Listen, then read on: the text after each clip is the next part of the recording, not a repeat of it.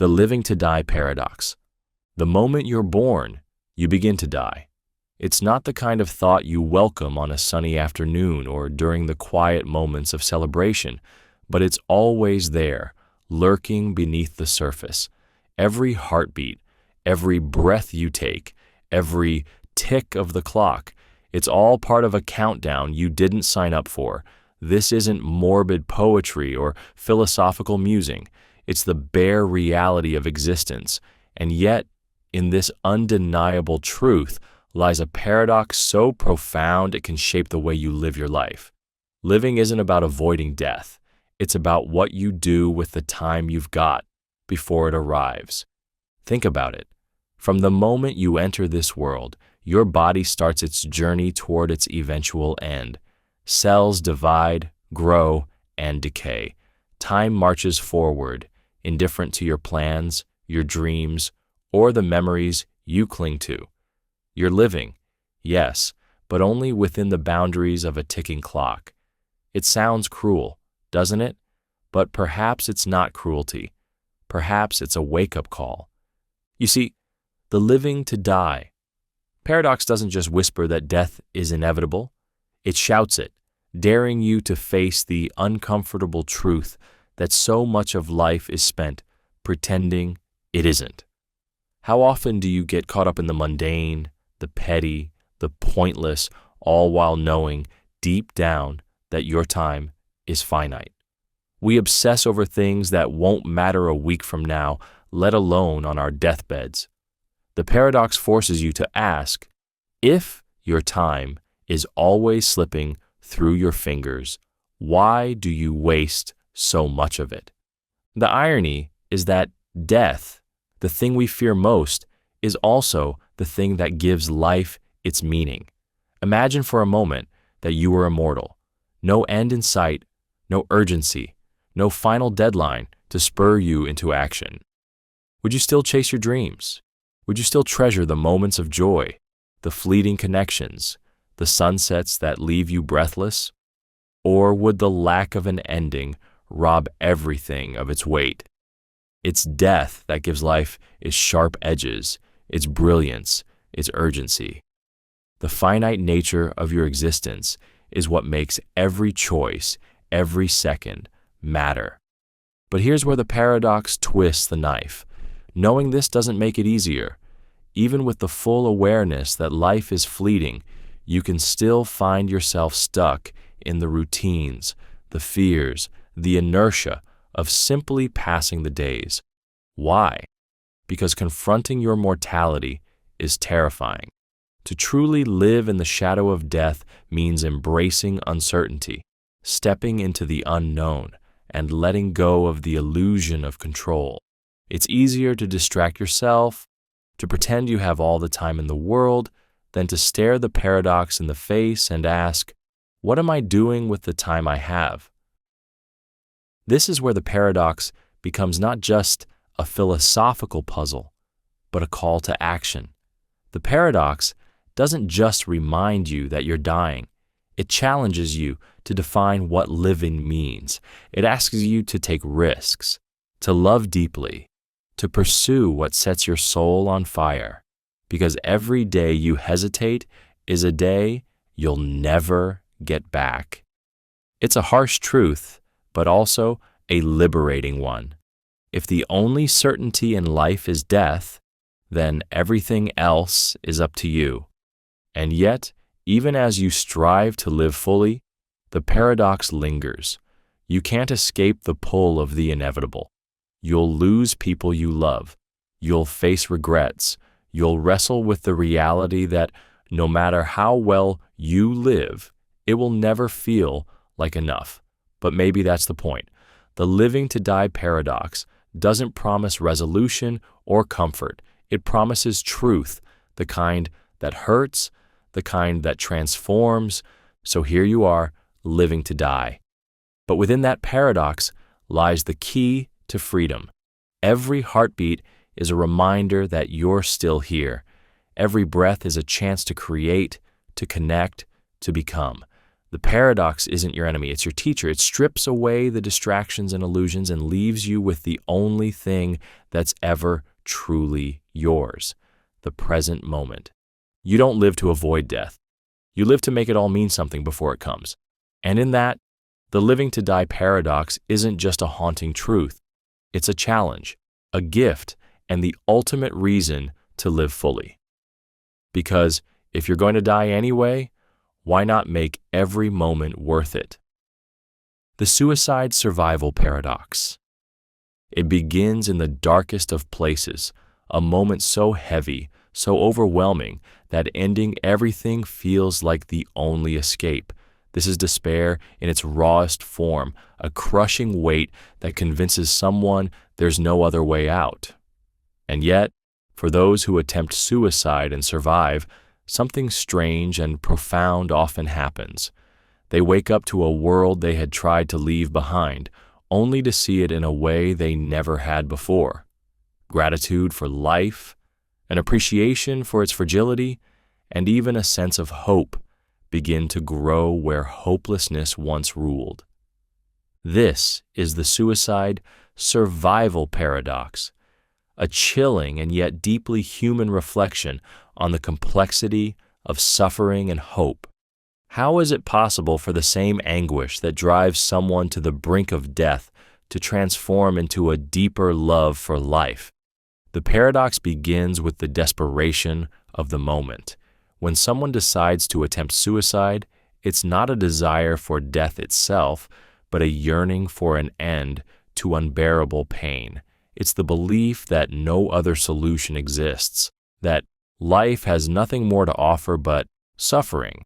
And yet, the survival of such an attempt has a way of shattering that belief. In the instant when life isn't taken, but instead continues, something shifts. For many survivors, the brush with death becomes a jarring wake-up call. They see, often for the first time, how much they truly want to live, not the way they were living before, but something fuller, richer, more meaningful. The paradox reveals itself. The very act of coming face to face with death brings life into sharper focus. The despair that led them to let go also becomes the spark that reignites their will to hold on. But why does this happen?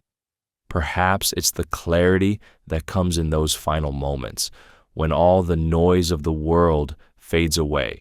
Survivors often report that as they teetered on the edge, they began to see life differently. Regrets, memories, and unspoken words surged forward, accompanied by a sudden realization. They didn't want to die. They just didn't know how to live with their pain. It's this realization, this sudden awareness of life's value, that the paradox hinges on. There's also something transformative about survival itself. When someone survives an attempt, they're often confronted with a new perspective, one they might not have been able to access before. The small, ordinary things, a sunrise, the sound of laughter, the feel of the wind, take on a new significance. What was once invisible becomes precious. The paradox lies in this. Only by confronting the end do they learn to see the beauty in the middle. And yet, the paradox doesn't erase the pain that led them there. It doesn't magically solve the problems or heal the wounds that made death seem like the only answer, but it can reframe them.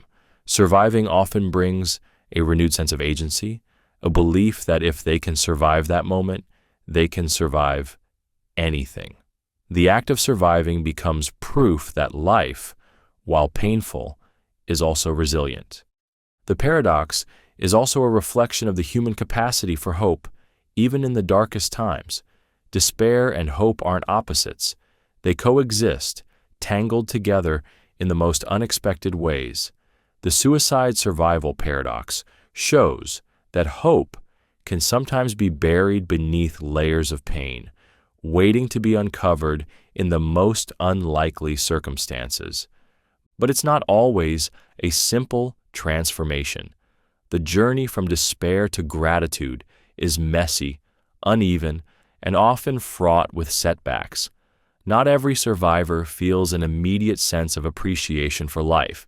For many, it's a slow and painful process. Yet, even in the struggle, the paradox offers a kind of strange wisdom that the act of surviving can open a door to something new, even if it's not immediately clear what that something is. This paradox is also a reminder of how little we truly understand the depths of human suffering and resilience.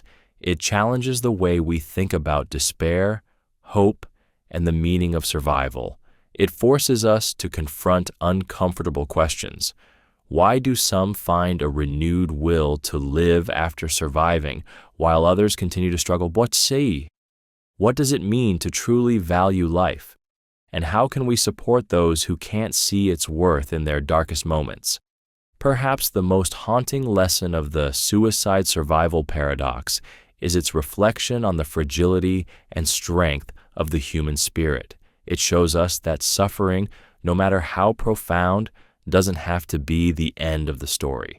There's a strange and heartbreaking beauty in the way life can reassert itself, even in the wake of unimaginable despair. In the end, the paradox doesn't offer easy answers or neat resolutions. It's not about turning pain into purpose with a snap of the fingers. Instead, it's about the strange alchemy of survival, the way it can transform the very thing that once seemed unbearable into something worth holding on to. It's about the human capacity to find light, even in the deepest darkness, and the way life, fragile and fleeting, can surprise us with its resilience. The sacrifice paradox. To truly live for others, you must let parts of yourself die. It sounds noble, even heroic, to give everything you have for the sake of someone else. But with every piece of yourself you hand over, the question grows louder. How much can you give before there's nothing left? This is the sacrifice paradox, a tug of war between selflessness and self-preservation, where the line between noble generosity and quiet self-destruction blurs. Think about what it means to sacrifice. Maybe it's staying late to help a friend in need, giving up your dream job to care for a loved one, or always putting others' happiness before your own. It feels good at first, doesn't it? There's a sense of purpose, of being the kind of person who chooses others over themselves. But here's where the paradox starts to creep in. With every act of selflessness, a small part of you fades away. At first, it's barely noticeable. You skip a meal to help someone study, stay awake a little longer to listen to someone's problems, or push your own plans aside to make space for theirs. But over time, those small sacrifices start to add up. The energy you once had to chase your own ambitions dwindles.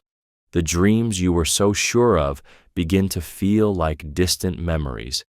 And the parts of yourself that made you unique, the desires, the passions, the quirks, start to slip away, piece by piece. The paradox becomes painfully clear. In living for others, you risk losing yourself. What begins as an act of love or duty can turn into a quiet erosion of identity. Your needs, your voice, your very sense of self get buried under the weight of everything you've given away. And the cruel irony is that the people you're sacrificing for may never realize the cost. But why do we do it? Why is self-sacrifice so alluring, even when it threatens to empty us completely? Part of the answer lies in the way we equate giving with goodness. From childhood, we're taught that putting others first is the highest virtue, that the more we give, the more valuable we become. We see self-sacrifice as the ultimate proof of love, commitment, or moral strength. And yet, no one tells us what to do when the well runs dry. The paradox also reflects the tension between our desire to connect with others and our need to protect ourselves. Sacrifice feels like the ultimate bridge between you and someone else, a way to show that their happiness, their success, their survival matters more than your own. But when that bridge starts to collapse, when you've given so much of yourself that there's nothing left to stand on, the connection you were trying to build can become the very thing that breaks you. The danger of the sacrifice.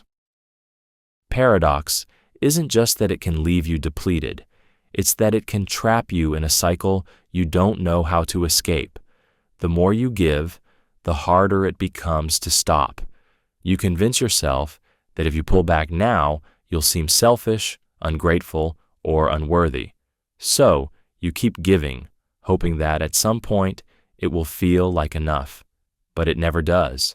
The paradox ensures that the more you sacrifice, the less you feel like yourself. And the less you feel like yourself, the more you think you need to give to prove your worth. And yet, the paradox isn't a call to abandon sacrifice entirely. It's not about retreating into selfishness or refusing to care for others. Instead, it's an invitation to rethink what sacrifice really means. Does living for others have to mean letting parts of yourself die? Or is it possible to give without losing who you are? Perhaps the key lies in balance. Sacrifice isn't inherently harmful. It's the imbalance that makes it dangerous. Giving doesn't have to mean erasing yourself.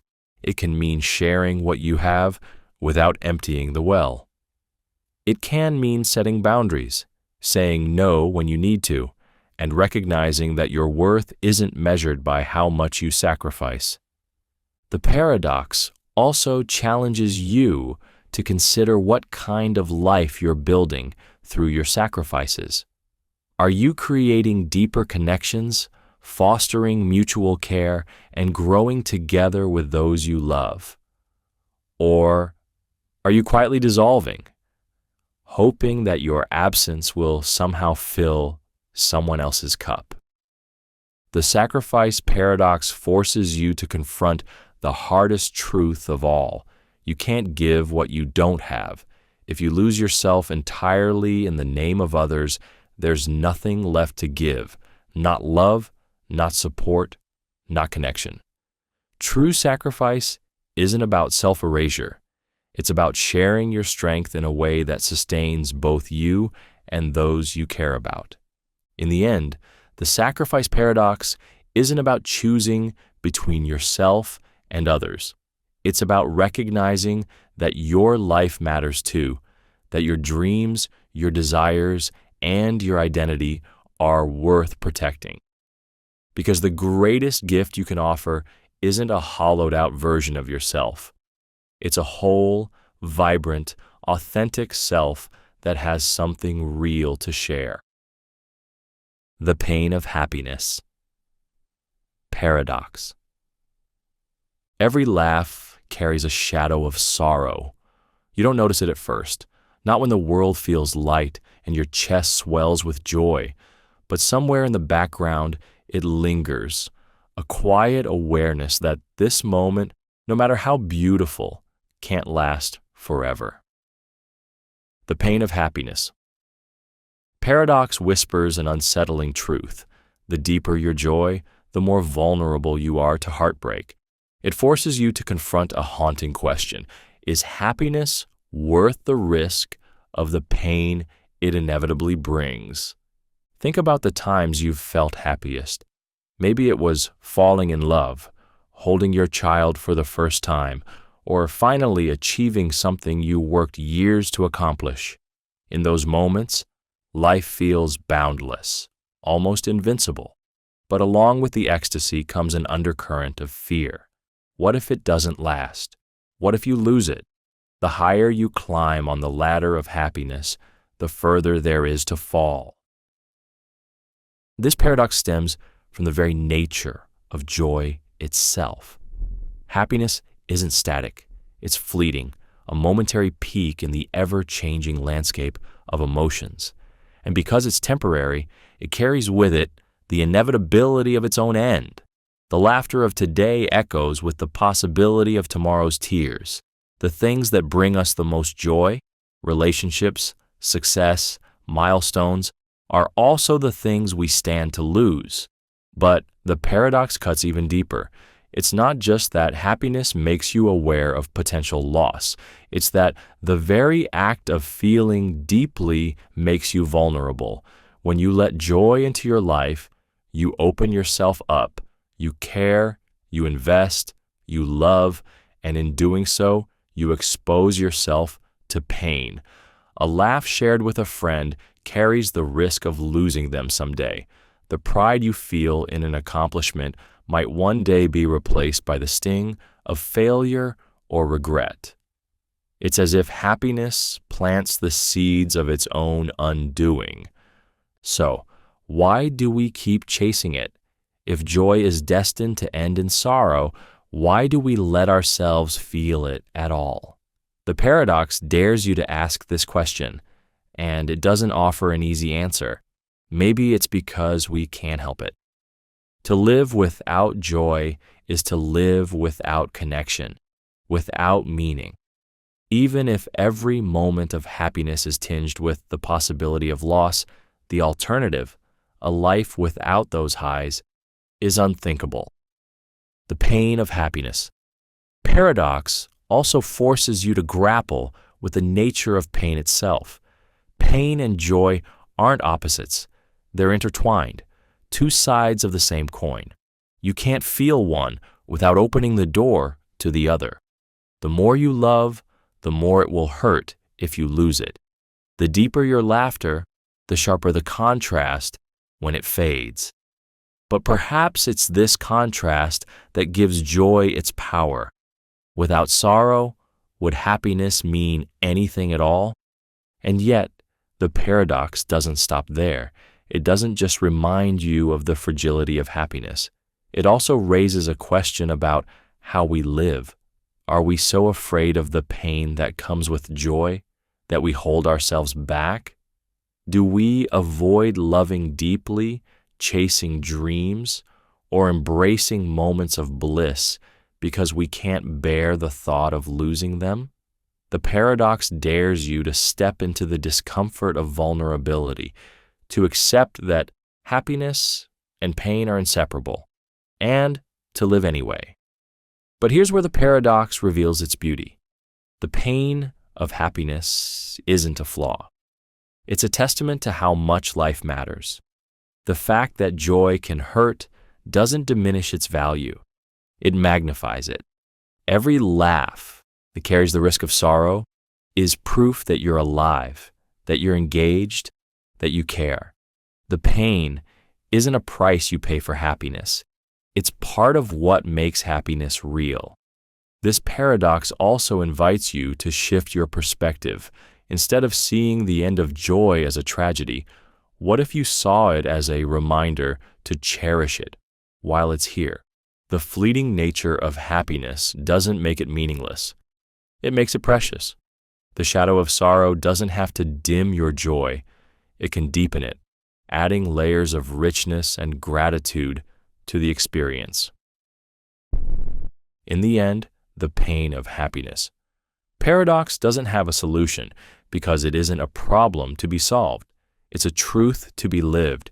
It challenges you to embrace the fragility of life, to love fiercely even when you know it might hurt, to laugh even when you know the moment will pass.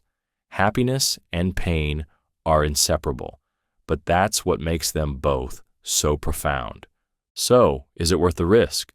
Only you can answer that. But perhaps the paradox's greatest lesson is this: life isn't about avoiding pain.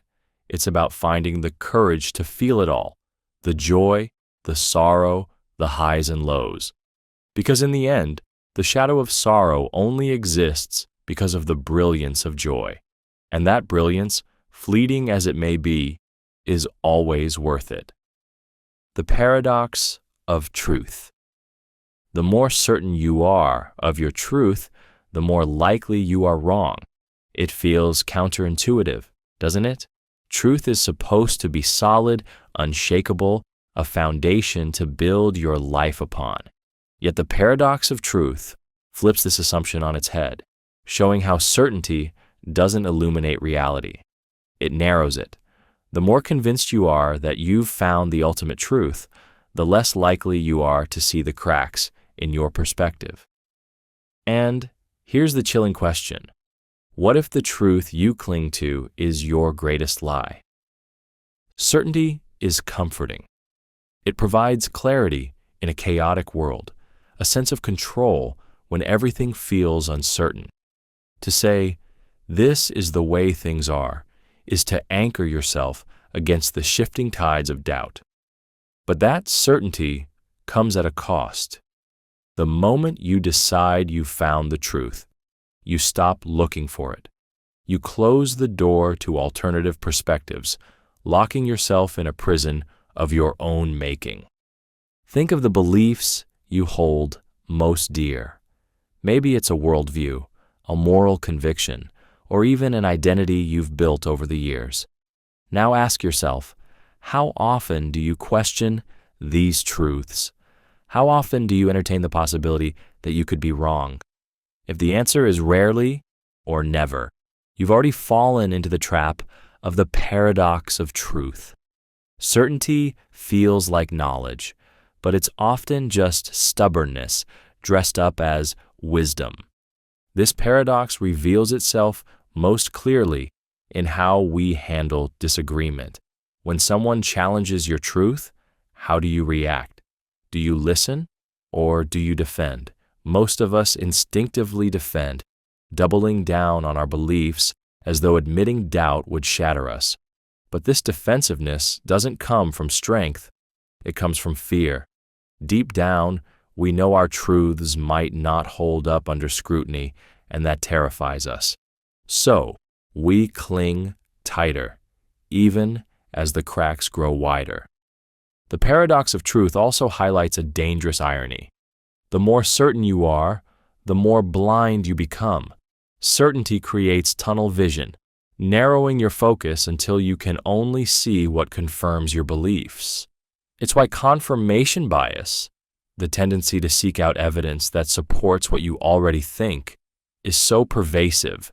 Certainty feels like clarity, but in reality, it's just selective blindness. So, how do you escape this paradox? The answer isn't to abandon the search for truth, but to approach it with humility. Instead of clinging to certainty, embrace doubt. Instead of seeking final answers, remain curious. Truth isn't a destination. It's a process, a constant unfolding that requires you to stay open, even when it's uncomfortable. The paradox of truth isn't a call to nihilism or indecision. It doesn't mean that all truths are equal or that nothing can be known. Instead, it's an invitation to hold your truths lightly, to question them often, and to recognize that certainty is not the same as wisdom. The moment you stop seeking is the moment you stop growing. In the end, the paradox doesn't diminish truth, it deepens it. It reminds you that truth isn't something you own, it's something you explore.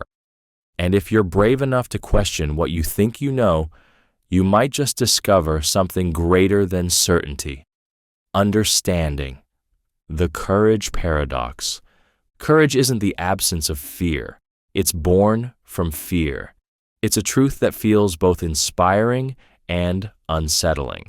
When you think of courage, you probably imagine someone standing tall in the face of danger, unshaken by fear. But here's the paradox. Without fear, courage wouldn't exist. The very thing you try to avoid, the thing that makes your heart race and your knees weak, is the source of the bravery you admire. Fear and courage are inseparable, like two sides of the same coin. Imagine standing on the edge of a cliff, the wind howling in your ears, your stomach churning at the sight of the drop below. The fear is tangible. electric, gripping every fiber of your being. Now imagine stepping forward, not because the fear has disappeared, but because you've decided to face it anyway. That's courage, not the absence of fear, but the triumph over it. The paradox lies in how we perceive fear. Most of us see it as an enemy, something to conquer or eliminate. We tell ourselves, I'll act once I stop feeling afraid, as though fear is a barrier blocking the way to courage. But what if fear isn't the obstacle? What if it's the catalyst? The truth is, courage doesn't emerge in the absence of fear. It grows in its presence.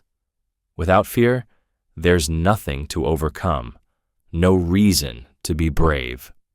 Think about the people you consider courageous. Maybe it's a firefighter running into a burning building, a whistleblower risking everything to speak the truth, or even a friend confronting their deepest insecurities. What makes their actions courageous isn't that they felt no fear, it's that they felt the fear and acted anyway. Their bravery didn't come from being fearless. It came from choosing to move forward despite the fear. The courage paradox also challenges the way we view fear itself. Fear is often seen as weakness, something shameful or paralyzing. But in reality, fear is a sign that something matters. You don't fear what you don't care about. The fear of failure means your goals are meaningful. The fear of rejection means relationships are important. The fear of the unknown means you value security. Fear isn't the enemy. It's the proof that you're alive, engaged, and standing at the edge of something that matters. And yet, the paradox doesn't make fear any easier to bear. It doesn't erase the racing heartbeat, the sweaty palms, or the voice in your head whispering, "You can't do this." Courage isn't about silencing that voice. It's about answering it. It's about saying, "Yes, I'm scared, but I'm going to act anyway." That's what makes courage so powerful. It's not a denial of fear, but a partnership with it. The courage paradox reminds you that bravery isn't about feeling invincible. It's about embracing vulnerability. It's about stepping into the unknown, not because you're fearless, but because you're willing to grow through the fear. Courage, after all, is a choice, a moment when you decide that what you're moving toward matters more than what you're afraid of. So the next time fear grips you, don't see it as a wall blocking your path. See it as the birthplace of courage. Without fear, bravery has no meaning.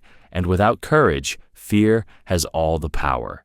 The paradox is simple, yet profound. The very thing you think you need to eliminate is the thing that makes courage possible. The paradox of control. The tighter you grip something, the faster it slips away. It feels cruel, doesn't it? You pour your energy into holding on to a relationship, a dream, your plans for the future, only to watch as the harder you try, the more it all seems to unravel. This is the paradox of control, a haunting truth that reminds you the very act of clinging often causes the loss you fear most. Think about a handful of sand. If you hold it gently, it stays in place, safe within your palm.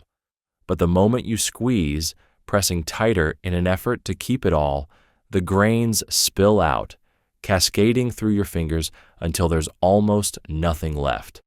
Life works much the same way. The harder you try to control every detail, the more you risk losing what you were trying to protect. Control is seductive. It promises security, certainty, and order in a world that feels anything but predictable. You tell yourself that if you plan enough, work hard enough, or hold on tight enough, you can shape the outcome to your will. But here's where the paradox reveals itself. Life isn't meant to be controlled. It's meant to be lived. Consider relationships. The more you try to control someone, dictating their actions, demanding their attention, or clinging to them out of fear of losing them, the more likely they are to pull away. Love thrives on freedom, not restraint. By trying to force closeness, you unintentionally create distance. It's not because you care too little, it's because you're holding on too tightly, suffocating the very connection you're trying to preserve. The same is true for your goals. The more you obsess over a perfect outcome, the less flexible you become and the more paralyzed you feel when things don't go as planned.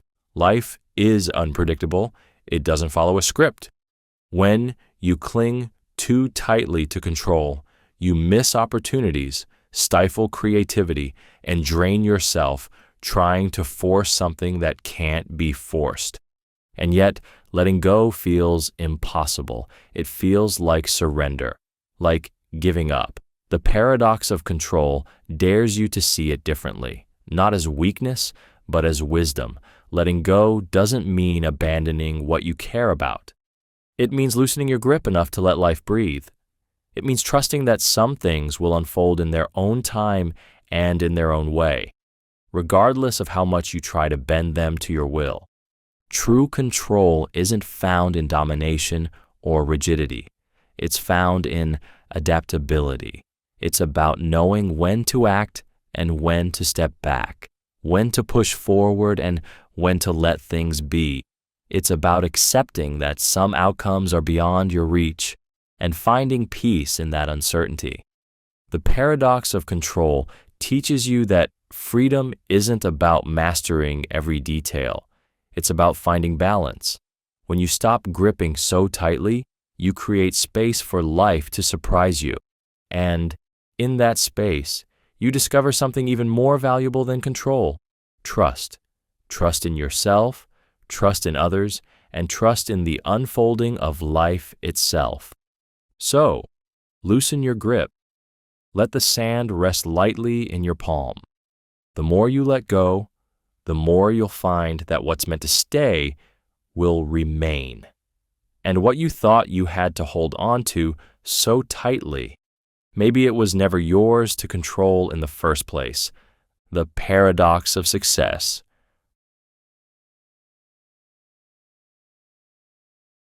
Success comes only after failure. It's an idea we've all heard before, wrapped in motivational speeches and emblazoned on posters.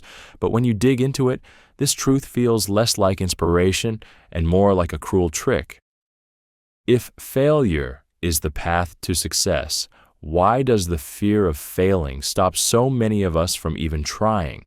The paradox of success reveals a simple yet uncomfortable reality. To win, you must first lose. Think about the last time you hesitated to chase a goal. Maybe it was a dream job, a creative passion, or even opening your heart to love. What held you back?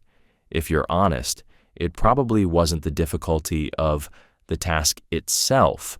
It was the fear of falling short, the fear of embarrassment, disappointment, or regret loomed larger than the possibility of success. And so, you stayed safe, convincing yourself that avoiding failure was the better choice.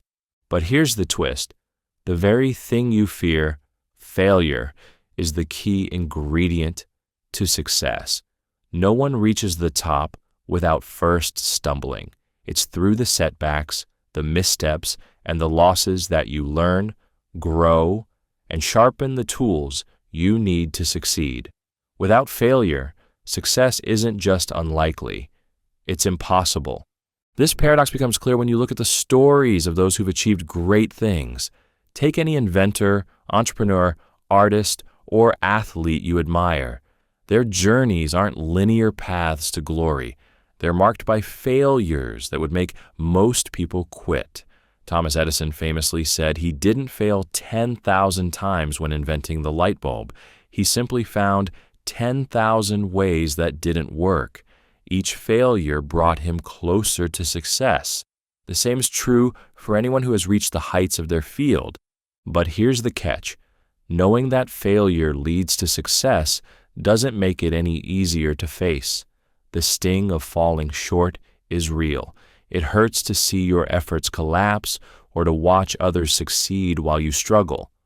The fear of that pain is powerful enough to keep you stuck, unwilling to risk it. The paradox of success demands that you confront this fear head-on. It asks you to redefine what failure means, not as a final defeat, but as a stepping stone. Failure isn't the opposite of success. It's a part of it. Every mistake teaches you something. Every setback builds resilience. Every rejection strengthens your determination. The paradox of success forces you to embrace failure not as an enemy, but as an ally. And yet, it's not just about failing. It's about what you do after. Failure only becomes a tool for success if you're willing to learn from it. If you let it defeat you, it remains just that, defeat. But if you treat it as feedback, as a guide, it transforms into the very thing that propels you forward. The paradox of success asks you to take a leap of faith, to try, knowing you might fail, to fall, knowing you can rise again. It's not easy, but it's necessary, because the alternative, living a life so safe that you never risk failure, is a different kind of failure altogether. So, take the risk. Let yourself stumble. Fail spectacularly if you must, because every failure brings you closer to the moment when it all comes together, when the lessons crystallize and success finally reveals itself. The path to winning is paved with losses, and once you embrace that, there's nothing you can't achieve. The love paradox. The more you love someone, the more power you give them to hurt you. It's a truth that feels like a betrayal of everything love is supposed to be. Love promises joy, connection, and a sense of belonging, but lurking beneath its warmth is a chilling reality. Love makes you vulnerable. The deeper your connection, the greater the risk. This is the love paradox, a truth that demands you confront the delicate balance between intimacy and self-protection. Think about the people you love most. Maybe it's a partner, a parent, a child, or a friend. These are the relationships that bring you the greatest joy, but they also carry the potential for the deepest pain. Why? Because when you open your heart to someone, you're handing them a piece of yourself. You're trusting them to care for it, knowing full well they might break it. And yet, love wouldn't be love without this vulnerability. You can't truly connect with someone if you're not willing to let them see the unguarded, imperfect parts of you. Love thrives on openness, on the willingness to share your fears, dreams, and insecurities. But with that openness comes risk. The more someone knows you, the more they can hurt you, intentionally or not. This paradox is at the heart of every meaningful relationship. It's what makes love so terrifying and so beautiful at the same time. You can't have intimacy without vulnerability, and you can't have vulnerability without the possibility of pain. It's a package deal, one you have to accept if you want to experience the full depth of human connection. But here's where the paradox becomes even more complex. The very vulnerability that makes love risky is also what makes it profound. When you let someone in, you're giving them the power to hurt you, yes, but you're also giving them the power to heal you. Love isn't just about exposure, it's about trust. It's about believing that the person you've opened your heart to will honor that trust, even when it's difficult. This doesn't mean love is easy. The love paradox asks you to navigate the tension between fear and faith. It asks you to let go of the need for control, to embrace uncertainty, and to accept that pain is part of the deal. And that's terrifying. It's why so many people keep their guard up, choosing shallow connections over deep ones. But in doing so, they miss out on what love truly offers. Not just joy, but transformation. Love changes you. It softens your edges, expands your capacity for empathy, and teaches you to find strength in vulnerability. The paradox isn't about avoiding pain, it's about embracing the whole experience. Because the pain of love, when it comes, is a reflection of its depth. So, how do you live with the love paradox? You start by acknowledging it. You accept that love is a risk, but one worth taking. You understand that vulnerability isn't weakness, it's courage. And you remind yourself that the power to hurt is also the power to heal. Love isn't about guarantees. It's about showing up again and again, knowing that nothing is certain, but that everything is possible. The love paradox is what makes love both fragile and unbreakable, terrifying and sublime. And in the paradox lies the greatest truth of all. Love, in all its complexity, is always worth it. The freedom paradox. True freedom requires discipline. At first, it sounds contradictory. Freedom is supposed to mean doing what you want, when you want, without constraints. Discipline, on the other hand, feels like the opposite. Rules, structure, limits. But the freedom paradox reveals a deeper truth. Without self-control, freedom unravels into chaos, and instead of being liberated, you become enslaved by your impulses. Imagine a life without any discipline. You wake up whenever you feel like it, eat whatever you crave, spend money recklessly, and indulge every fleeting desire. At first, it might feel exhilarating. No rules, no responsibilities, just pure freedom. But how long does that freedom last? Without boundaries, the life you're building quickly spirals out of control. You oversleep and miss opportunities. Your health deteriorates. Your finances collapse. The very choices you thought would set you free end up trapping you. This is the freedom paradox in action. True freedom isn't about doing whatever you want in the moment. It's about having the discipline to make choices that serve your long-term well-being. Freedom without discipline is like a ship without a rudder. It drifts aimlessly, carried by the currents of impulse and distraction until it crashes. Consider someone who dreams of being a great musician. To reach that level of skill, they must dedicate hours to practice, sacrifice leisure time, and push through frustration and failure. On the surface, this discipline might look like a restriction, but it's precisely this effort and structure that give them the freedom to create beautiful music. Without discipline, their potential would remain unrealized, and the dream of playing freely would never come to life. But the paradox also plays out in more subtle ways.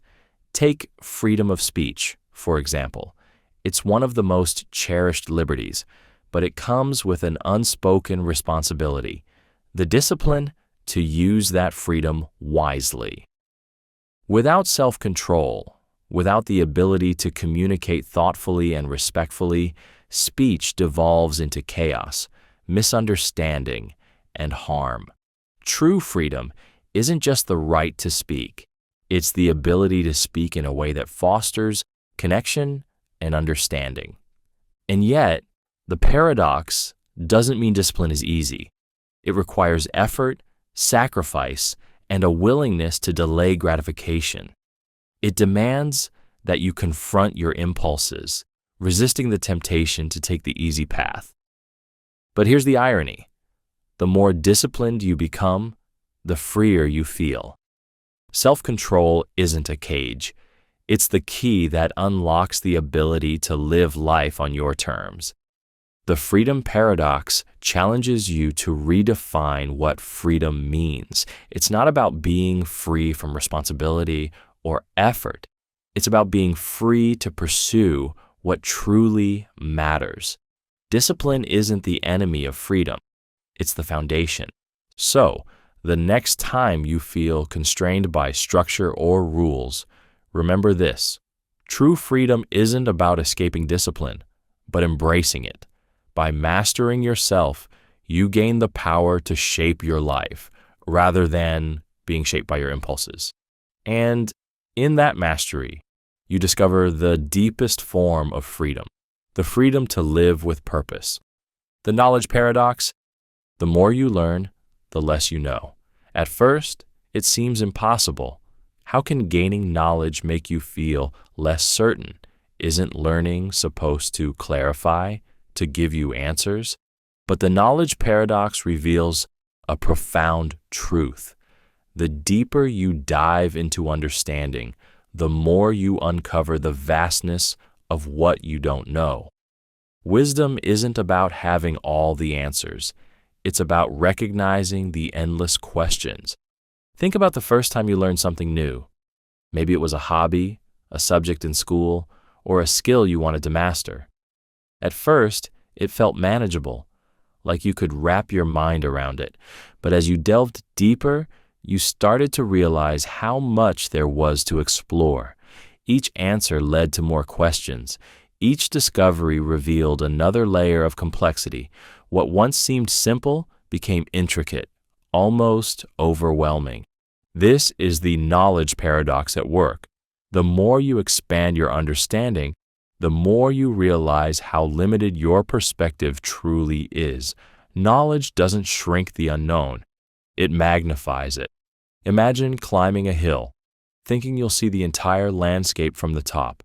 But when you reach the summit, you're met with an even wider horizon, stretching out further than you ever imagined. The paradox becomes clearer when you think about the nature of expertise. The wisest people, philosophers, scientists, great thinkers, are often the first to admit their ignorance. Why? Because they've explored enough to know how much more there is to learn. They understand that certainty is often an illusion, a comforting but shallow substitute for true understanding. But here's where the paradox becomes challenging. Realizing how little you know can feel unsettling. Certainty is easy. It gives you confidence, a sense of control. Admitting your ignorance, on the other hand, requires humility. It means letting go of the need to have all the answers and embracing the discomfort of the unknown. And yet, this humility is where wisdom begins. The knowledge paradox isn't a call to stop learning. It's an invitation to approach knowledge with curiosity rather than arrogance. When you accept that you'll never know everything, you become open to endless possibilities. You stop seeing ignorance as a flaw and start seeing it as an opportunity. The paradox also offers a powerful lesson about perspective. No matter how much you know, your understanding is always shaped by your experiences, biases, and limitations. What feels like truth might just be a fragment of a much larger picture. The more you learn, the more you realize how much your perspective has been shaped by what you haven't yet discovered. So, how do you live with the knowledge paradox? By embracing it, by asking questions, even when the answers seem out of reach, by challenging your assumptions, even when it's uncomfortable, and by remembering that wisdom isn't about certainty, it's about wonder. The knowledge paradox doesn't diminish learning, it deepens it. It reminds you that the pursuit of knowledge is never about arriving at a final destination. It's about expanding your horizons, one question at a time, and finding beauty in the infinite unknown. Because in the end, the more you realize you don't know, the closer you come to true understanding. The effort paradox. The harder you chase something, success, love, happiness, the more it seems to slip through your fingers. You push, plan, and strive, only to find yourself further away from what you're chasing. This is the effort paradox, a cruel irony that reveals how sometimes surrendering is the only way to find what you desire most. Think about the last time you wanted something so badly it consumed you. Maybe it was a promotion, a relationship, or simply a sense of peace. You poured all your energy into making it happen. You strategized, worked harder, stayed up late, and gave everything you had. And yet, the harder you tried, the more elusive it became. It's as if your very effort created resistance, pushing the thing you wanted further out of reach. This paradox isn't just frustrating, it's counterintuitive. We're taught that effort is the key to success. Work hard and you'll achieve your goals, they say. But the effort paradox reminds you that this isn't always true. Some things, especially the most meaningful ones, can't be forced. Love doesn't blossom because you demand it. Happiness doesn't appear because you chase it. And success often arrives when you least expect it, not when you're clawing at it with everything you've got. The paradox becomes clearer when you consider what happens when you chase something too hard. Effort, when overdone, turns into desperation. You cling too tightly, overthink every move, and obsess over the outcome. This creates a tension that not only exhausts you, but also repels the very thing you're trying to attract. The harder you push, the more it feels like you're swimming against the current. And yet, the paradox doesn't mean you should abandon effort altogether. It's not about giving up. It's about knowing when to step back. There's a difference between working towards something with intention and chasing it with fixation. The former allows for flow, the latter creates friction. Take happiness, for example. The more you try to find happiness, the more elusive it becomes. You might think, I'll be happy when I get the job, the partner, the house, but each time you reach a milestone, the happiness you expected doesn't feel as fulfilling as you thought. Why? Because happiness isn't something you chase, it's something you cultivate in the present. It's a byproduct of living with purpose, not an object to be seized. The same is true for love. The more you chase after it, trying to force connections or control outcomes, the less natural it feels. Love thrives on authenticity and mutual flow, not on effort that feels transactional or strained. Often, love finds you when you're least looking, when you're simply being yourself, open and unguarded. The effort paradox asks you to embrace a mindset of surrender. This doesn't mean doing nothing. It means letting go of the need to control every detail. It means trusting the process and allowing space for things to unfold in their own time. Paradoxically, when you release your grip, you make room for the things you desire to come to you. Surrender isn't weakness, it's wisdom. It's understanding that not everything in life responds to force. Some things require patience, presence, and the willingness to let go of your expectations. So, the next time you find yourself chasing something with all your might, pause. Ask yourself, is my effort helping, or is it creating resistance? Maybe what you're looking for isn't ahead of you, just out of reach. It's waiting quietly, ready to arrive when you stop chasing and start allowing. The effort paradox reminds you that sometimes the greatest power lies in letting go. The paradox of forgiveness. Forgiving someone heals you, not them. It's a truth that feels unfair at first. After all, why should you be the one to let go of anger when you were the one wronged? Why should the burden of forgiveness fall on your shoulders while the other person remains untouched by your pain? Yet, the paradox of forgiveness reveals something profound. By releasing anger, you free yourself from its chains. Forgiveness isn't about absolving the other person. It's about reclaiming your own peace.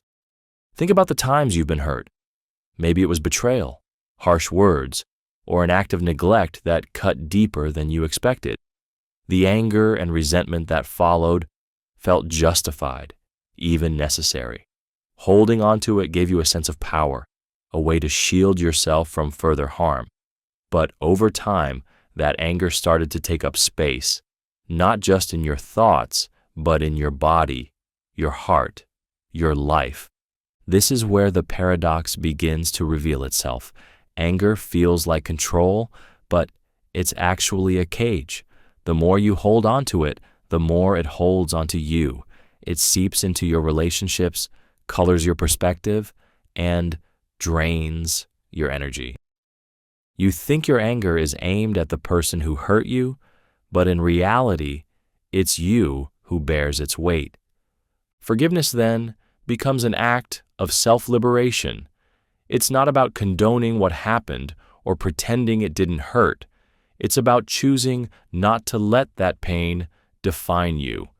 When you forgive, you're not saying, "What you did was okay." You're saying, "I refuse to let what you did control my life any longer." But here's the twist. Forgiveness is hard. It asks you to let go of something you've been holding on to, something that feels like it protects you. It requires vulnerability, the willingness to confront your pain without letting it consume you. And yet, the paradox reminds you that forgiveness isn't a favor you do for someone else. It's a gift you give yourself. The beauty of the paradox of forgiveness lies in what it teaches you about freedom. Anger and resentment are chains that tie you to the person who wronged you, keeping you tethered to the moment of hurt. Forgiveness is the key that breaks those chains. It doesn't erase what happened, but it allows you to move forward without carrying the weight of it. This doesn't mean forgiveness is easy or that it happens all at once.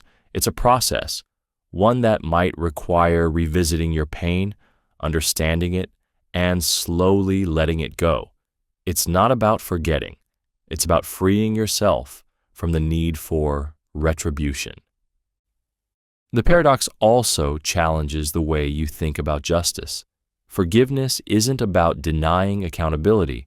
It's about recognizing that holding on to anger doesn't create justice. It perpetuates suffering. By forgiving, you're not letting the other person off the hook. You're letting yourself off the hook of pain and bitterness. So, the next time you're faced with the choice to forgive, remember this. It's not about them. It's about you. Forgiveness doesn't change the past, but it transforms your future. It's not weakness. It's strength. And in that strength, you find the freedom to live untethered, unburdened, and at peace. The weakness-strength paradox. Acknowledging your weaknesses is the first step toward real strength. It seems contradictory, doesn't it? Admitting your flaws, your vulnerabilities, your shortcomings, these are things we're taught to hide, to overcome, to bury deep. Weakness feels like a threat to strength, as though the mere act of acknowledging it diminishes your worth. But here lies the paradox. The more you deny your weaknesses, the more they control you, keeping you fragile. True strength begins not with hiding, but with honesty. Think about the moments when you've tried to appear strong. Perhaps you pretended to have all the answers, even when you were overwhelmed. Or you powered through something difficult, refusing to admit you needed help. On the surface, It might have looked like strength, but inside, it left you feeling hollow, strained, or worse, isolated. The effort to mask your weaknesses created a fragile facade, one crack away from shattering. The weakness-strength paradox reveals the power of vulnerability. When you acknowledge your weaknesses, you take the first step toward addressing them. Instead of being controlled by what you're afraid to confront, you gain the clarity to work on it. Admitting, "I don't know, I'm struggling," or "I need help," isn't a sign of failure. It's a sign of courage. But this paradox doesn't just apply to personal growth. It's at the core of how we connect with others. People often fear that showing weakness will lead to rejection or judgment. They think strength lies in being unshakable, invulnerable. But here's the irony. The more you hide your flaws, the more distant you become. True connection comes from authenticity, and authenticity requires vulnerability. When you show your weaknesses, you create space for others to do the same, building relationships rooted in trust, not perfection. Acknowledging weaknesses also forces you to confront a hard truth. Denial doesn't make them disappear. Ignoring your flaws doesn't make you stronger. It leaves you blind to the areas where you need growth. A ship with a leak doesn't stay afloat because the captain pretends it's not there. It stays afloat because they find the leak and patch it. The same is true for you. Strength isn't about avoiding weakness. It's about addressing it with honesty and effort. And yet the paradox doesn't make admitting weakness easy. It requires humility, a willingness to let go of the image you think you need to project. It asks you to step into discomfort, to face the fear that others might see you as less than. But the paradox reminds you that true strength isn't about being flawless. It's about being real. When you accept your weaknesses, you stop wasting energy pretending they don't exist. That energy can be redirected toward growth, resilience, and self-compassion. You begin to see that weakness isn't the enemy of strength. It's the foundation of it. By admitting where you need to grow, you unlock the ability to become stronger than you ever thought possible. The weakness-strength paradox isn't about dwelling on flaws or letting them define you. It's about understanding that strength and weakness are two sides of the same coin. Your imperfections don't make you less. They make you human. And when you embrace that humanity, you discover a strength far greater than the illusion of perfection ever could. The selfish selflessness paradox. Helping others often fulfills you more than helping yourself. It feels contradictory at first. How can selflessness, an act that seems to focus entirely on others, bring you the greatest joy? Isn't the point of giving to put yourself second? But the selfish selflessness paradox reveals a profound truth. In giving, you receive something far greater than what you give. True fulfillment doesn't come from focusing solely on yourself. It comes from the joy of lifting others. Think about the last time you helped someone, not because you had to, but because you wanted to. Maybe it was a small gesture, offering a kind word, giving your time, or supporting someone in need. As you gave, you probably noticed something unexpected. The act of giving didn't leave you empty. It filled you up. You walked away feeling lighter, more connected, and deeply satisfied. That's the paradox at work. On the surface, selflessness seems like a sacrifice. You're giving away your time, energy, or resources, expecting nothing in return, but in reality, the very act of giving creates a return. It reminds you that you're part of something larger than yourself, that your actions have meaning, and that you have the power to make a difference. This sense of purpose and connection often brings more joy than any act of self-serving indulgence ever could. The paradox becomes even clearer when you consider how much we're conditioned to chase happiness through self-interest. You're told to focus on your goals, your desires, your achievements, as if happiness is something you can hoard like a treasure. But the more you focus inward, the more elusive happiness becomes. It starts to feel hollow, disconnected, incomplete. The selflessness paradox shows that true joy isn't something you take. It's something you create by sharing yourself with others. And yet, the paradox doesn't diminish the value of self-care or personal growth. Helping others doesn't mean neglecting yourself or martyring your well-being. In fact, it's often the opposite. To give meaningfully, you need to be in a place of strength, balance, and abundance. You can't pour from an empty cup, but once your own needs are met, the overflow has the power to transform lives, including your own. There's also a deeper lesson in this paradox. The act of helping others shifts your perspective. It pulls you out of your own struggles and reminds you of the shared humanity that connects us all. When you give, you're not just offering something to someone else, you're building a bridge, a moment of connection that echoes far beyond the gesture itself. But here's the twist. The joy of giving doesn't come from expecting something in return. It's not transactional, it's transformational. The fulfillment arises precisely because the act is selfless. It's a reminder that happiness isn't found in taking.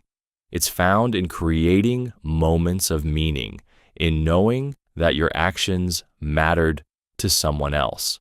The selflessness paradox isn't about denying yourself. It's about discovering a deeper, richer source of joy. It's about recognizing that the path to personal fulfillment often runs through the lives of others. By helping, supporting, and uplifting those around you, you don't lose anything. Instead, you gain something intangible yet invaluable, a sense of purpose, connection, and belonging. So, the next time you're searching for happiness, don't just look inward. Look around you.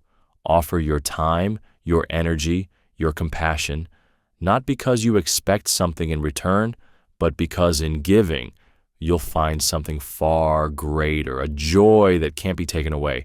In helping others, you're not just lifting them up, you're lifting yourself too. And that's the paradox's greatest gift. The time paradox.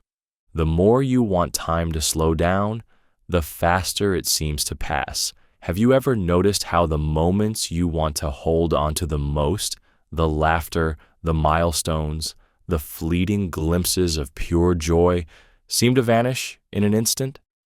Meanwhile, the hours spent waiting, worrying, or enduring drag on endlessly, each second stretching like an eternity. This is the time paradox, a strange twist of perception that reveals how time bends and twists, not by its own rules, but by the way we experience it. Think about the last time you were truly happy. Maybe you were celebrating with friends, caught in the glow of a perfect day, or lost in an activity you love. It felt like time was speeding past, slipping through your fingers, as if it couldn't keep up with the intensity of the moment.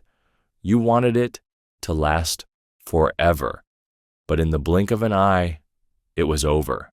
Happiness seems to compress time, leaving you wishing for just one more minute. Now compare that to boredom. Imagine sitting in a waiting room or enduring a monotonous task. Each minute feels like an hour, the clock taunting you with its slow, deliberate ticks. You're hyper-aware of every passing moment, desperate for time to move faster, and yet it refuses. The more you focus on time, the more it drags, stretching out in a way that feels almost cruel. This paradox lies at the heart of how we experience life.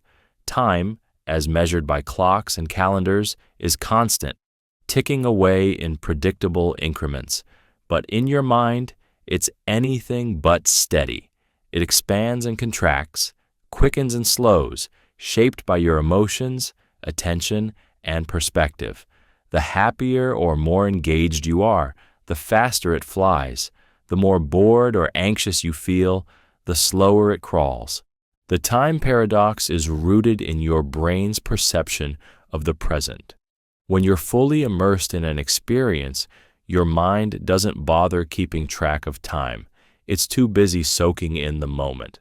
But when you're bored or disengaged, your brain fixates on time's passage, amplifying your awareness of every second.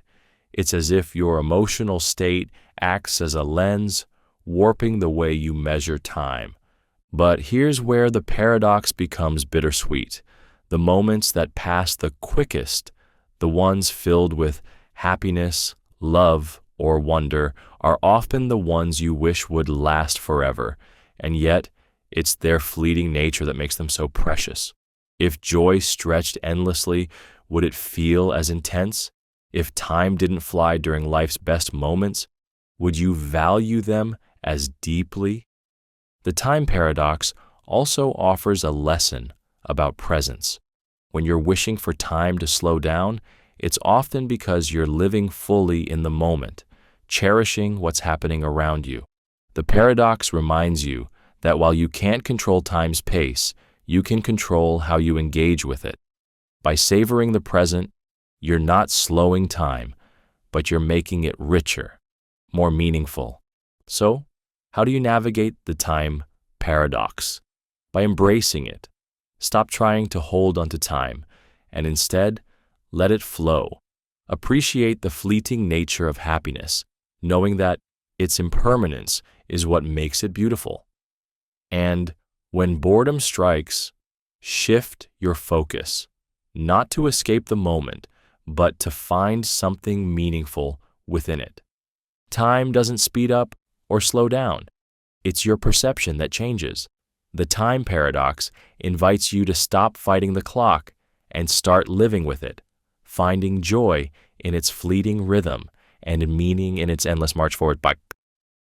Because while you can't stop time, you can make every moment count, and that's where its true power lies. The paradox of control in chaos. Chaos brings opportunities for growth, yet your instinct is to fight it. When life feels unpredictable, your first reaction is often to tighten your grip, to impose structure, rules, and order. But here's the paradox. The harder you try to control chaos, the less adaptable you become. True growth doesn't come from taming disorder. It comes from embracing it, allowing its unpredictability to shape you into something stronger. Think about a storm. It's wild, unrelenting, and entirely beyond your control. You can't stop it, and trying to resist its force would be futile. But what if, instead of fighting the storm, you let it teach you how to navigate its winds? Chaos, like a storm, isn't your enemy. It's a force of nature. It disrupts, yes, but it also clears paths, shakes loose stagnation, and creates space for something new to emerge. The paradox of control and chaos becomes most evident when you look at how rigid control limits your ability to adapt. Imagine a perfectly planned life where every moment is scheduled, every goal meticulously plotted, and every variable accounted for. It feels safe, doesn't it? But the moment something unexpected happens, a setback, a failure, or an opportunity you didn't anticipate, your carefully constructed plans crumble. Rigid control gives you the illusion of stability, but it leaves you brittle, unable to bend with life's inevitable uncertainties. On the other hand, those who thrive in chaos don't fight it. They flow with it. They see disorder not as something to be feared, but as a crucible for growth. Chaos forces you to be creative, to think on your feet, and to let go of the idea that life should always follow a script. It's in the unpredictability that you discover strengths you didn't know you had, ideas you wouldn't have considered, and paths you wouldn't have taken. Consider how this paradox plays out in nature. A forest devastated by a wildfire might look like pure destruction, but it's also the beginning of renewal. The chaos of the fire clears out the old, making room for new growth to thrive. The same principle applies to your life. Chaos tears down what no longer serves you, even if you're clinging to it, creating space for something better to take root. But here's the challenge. Embracing chaos doesn't mean surrendering to it entirely. The paradox isn't about choosing between control and chaos. It's about balancing the two. It's about recognizing when to let go of rigid expectations and when to assert just enough control to guide yourself through the storm. It's about adapting, not by resisting chaos, but by working with it. The paradox of control and chaos teaches you that life's messiness isn't a flaw, it's a feature. Growth isn't found in perfect order. It's found in the moments when everything feels uncertain and you're forced to rise to the occasion. It's in the mistakes, the surprises, the detours, all the things that shake you out of complacency and push you to evolve. So the next time chaos disrupts your plans, don't panic. Don't try to grip tighter or force life back into a predictable box. Instead, step back and ask yourself, what is this chaos teaching me? What opportunities lie hidden within its disorder? The paradox of control in chaos reminds you that thriving isn't about eliminating unpredictability. It's about learning to dance with it.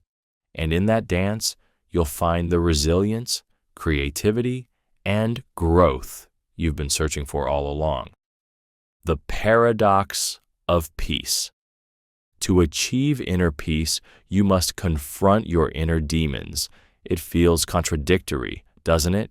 Peace is supposed to mean calm, stillness, and freedom from struggle. But the paradox of peace reveals a deeper truth.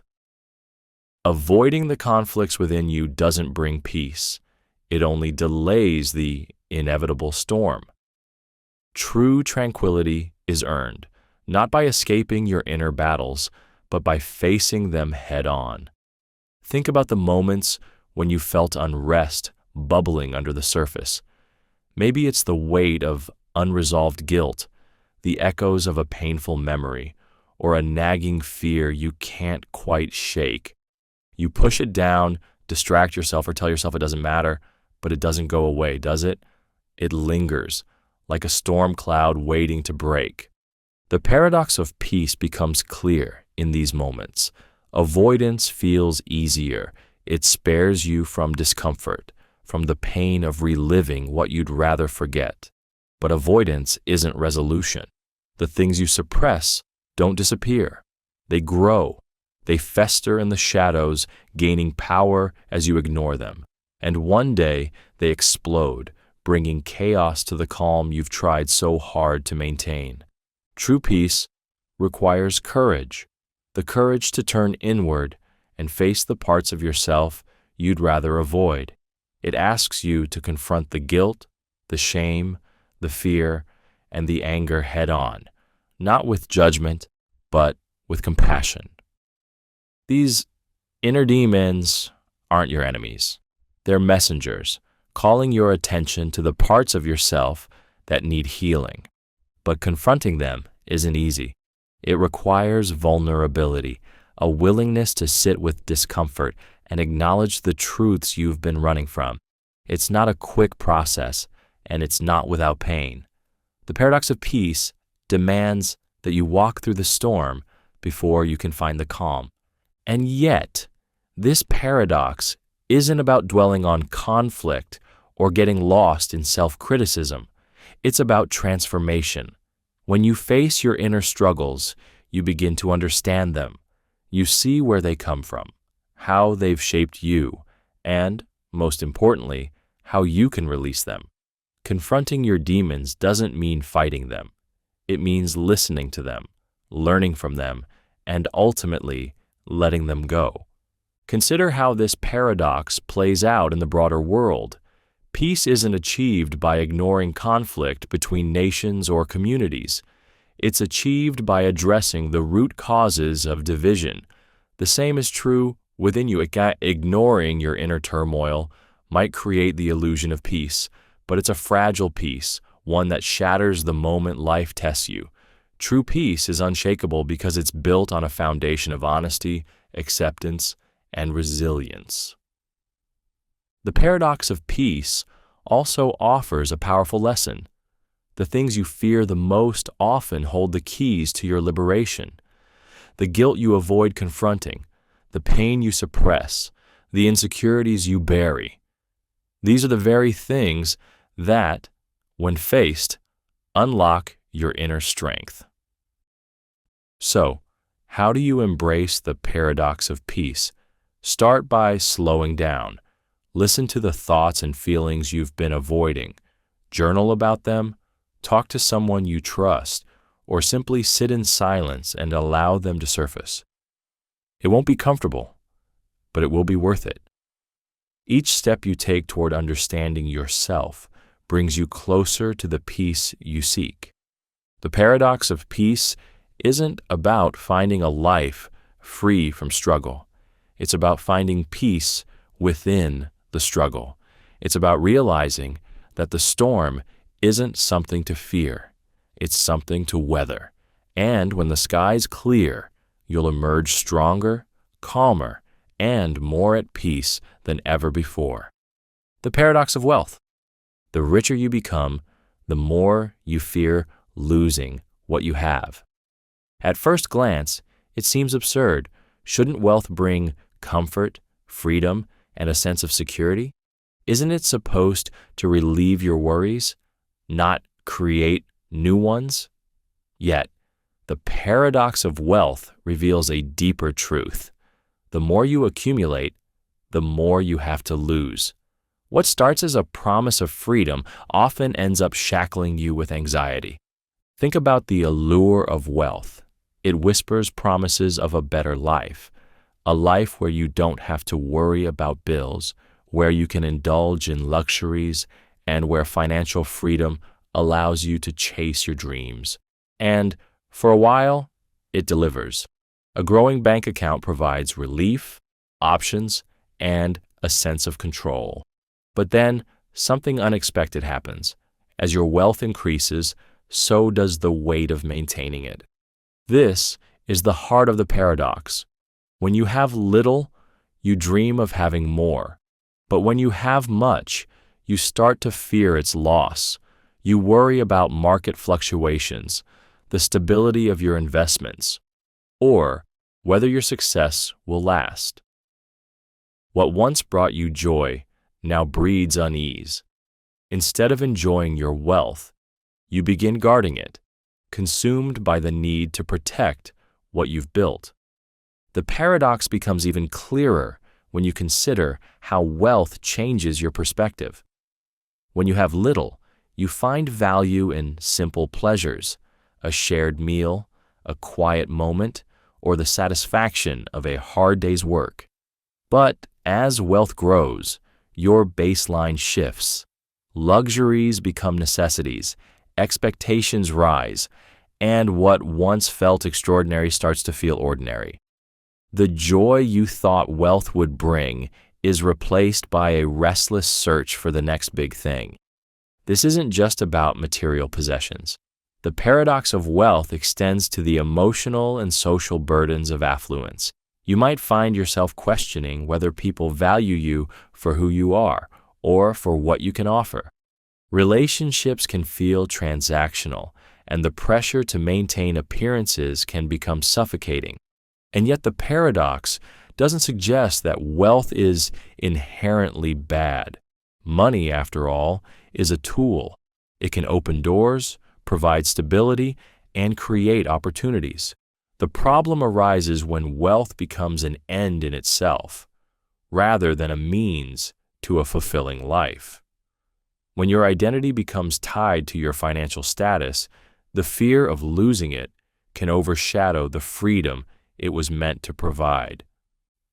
So how do you navigate the paradox of wealth?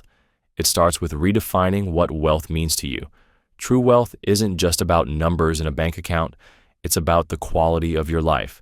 It's about meaningful relationships, a sense of purpose, and the ability to find joy in the present moment.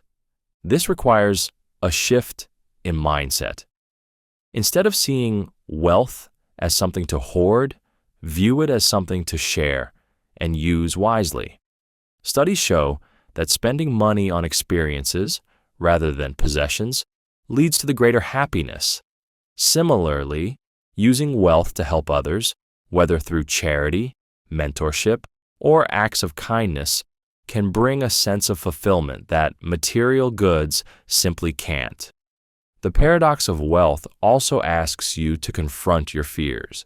The fear of losing what you have isn't a sign of weakness, it's a sign of attachment. To find freedom, you must let go of the need to control every outcome. This doesn't mean being reckless. It means understanding that true security doesn't come from what you own, but from who you are.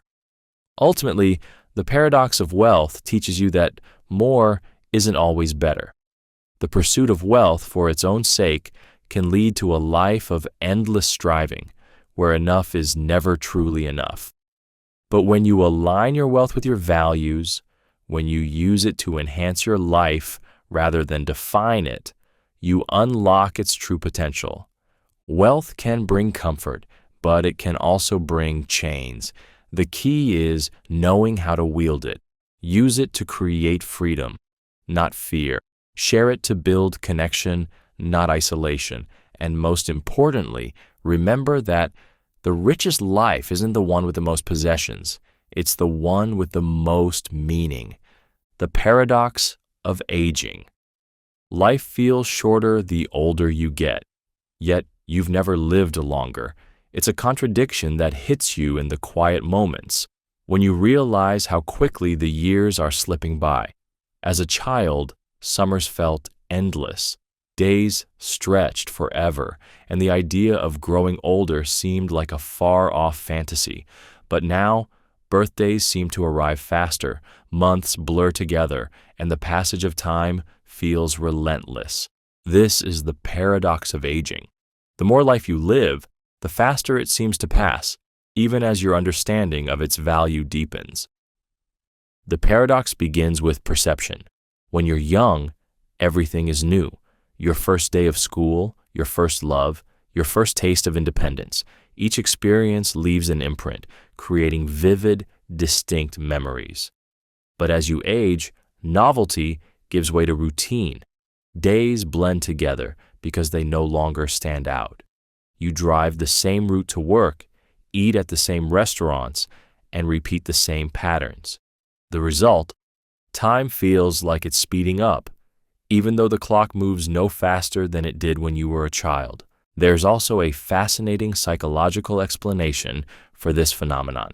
When you're young, each year represents a significant portion of your life. At 10 years old, 1 year is a tenth of your existence, a huge chunk of time. But at 50, 1 year is just 2% of your life. It feels shorter because, relative to your total experience, it is shorter.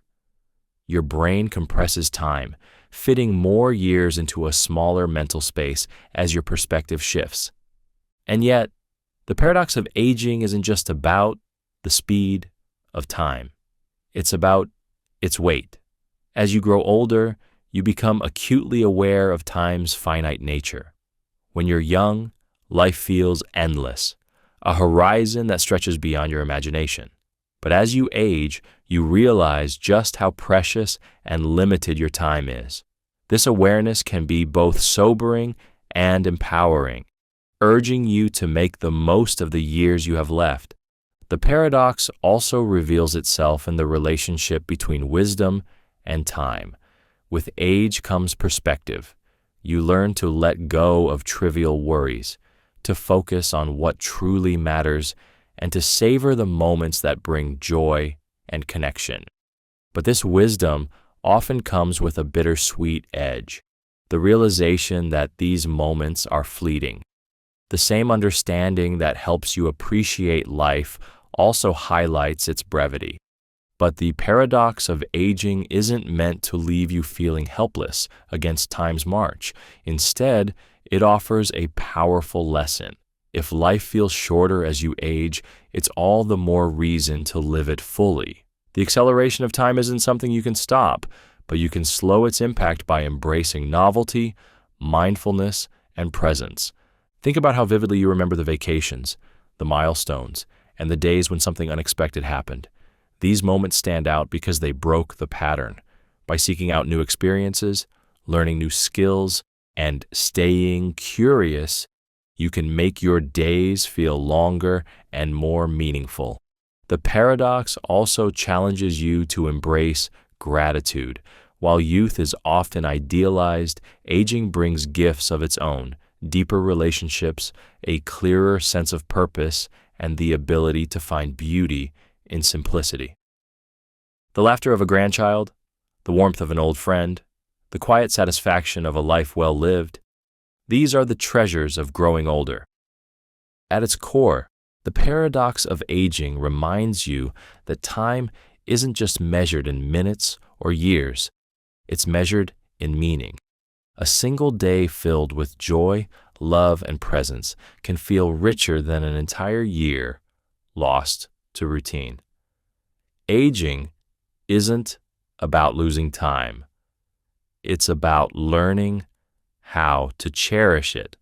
So, as the years pass and life seems to quicken, don't mourn the time that's gone. Instead, honor it by living fully in the time you have. The paradox will never disappear, but in its tension lies a profound truth. Life feels shorter because you've come to understand its worth. And in that understanding, you find not just wisdom, but peace. The paradox of vulnerability. Exposing your flaws makes you more lovable. At first, it feels counterintuitive. How can showing the messy, imperfect parts of yourself draw others closer? Doesn't vulnerability make you look weak, unguarded, or less capable? Yet, the paradox of vulnerability reveals a deeper truth. What feels like weakness is actually your greatest strength. True connection in relationships doesn't come from perfection, but from the courage to be real, flaws, and all. Think about the people you're closest to, the ones who truly understand you. What makes those relationships different from the ones that feel shallow or transactional? It's not their perfection or an endless string of pleasant conversations. It's the moments when walls came down, when you or they shared something deeply personal, a fear, a failure, or a hidden piece of your story. Those are the moments that create trust and intimacy, the building blocks of love. Yet, vulnerability feels terrifying. It means peeling back the layers you've carefully built to protect yourself. It means saying, "This is me, messy, imperfect, and human." The fear is natural. What if they judge you? What if they use your vulnerability against you? What if they walk away? These fears are powerful, but the paradox reminds you that true connection isn't possible without risk. When you hide your flaws, you might feel safe, but you also keep people at arm's length. A polished exterior might impress, but it rarely inspires love. People don't fall in love with perfection. They fall in love with authenticity. They're drawn to the raw, unfiltered moments when you let them see your struggles, your dreams, and your fears. These moments don't make you weaker. They make you relatable. The paradox becomes even clearer when you realize how vulnerability creates space for others to open up. When you share your imperfections, you give others permission to do the same. It's a signal that says, "You don't have to be perfect here. I'll accept you as you are."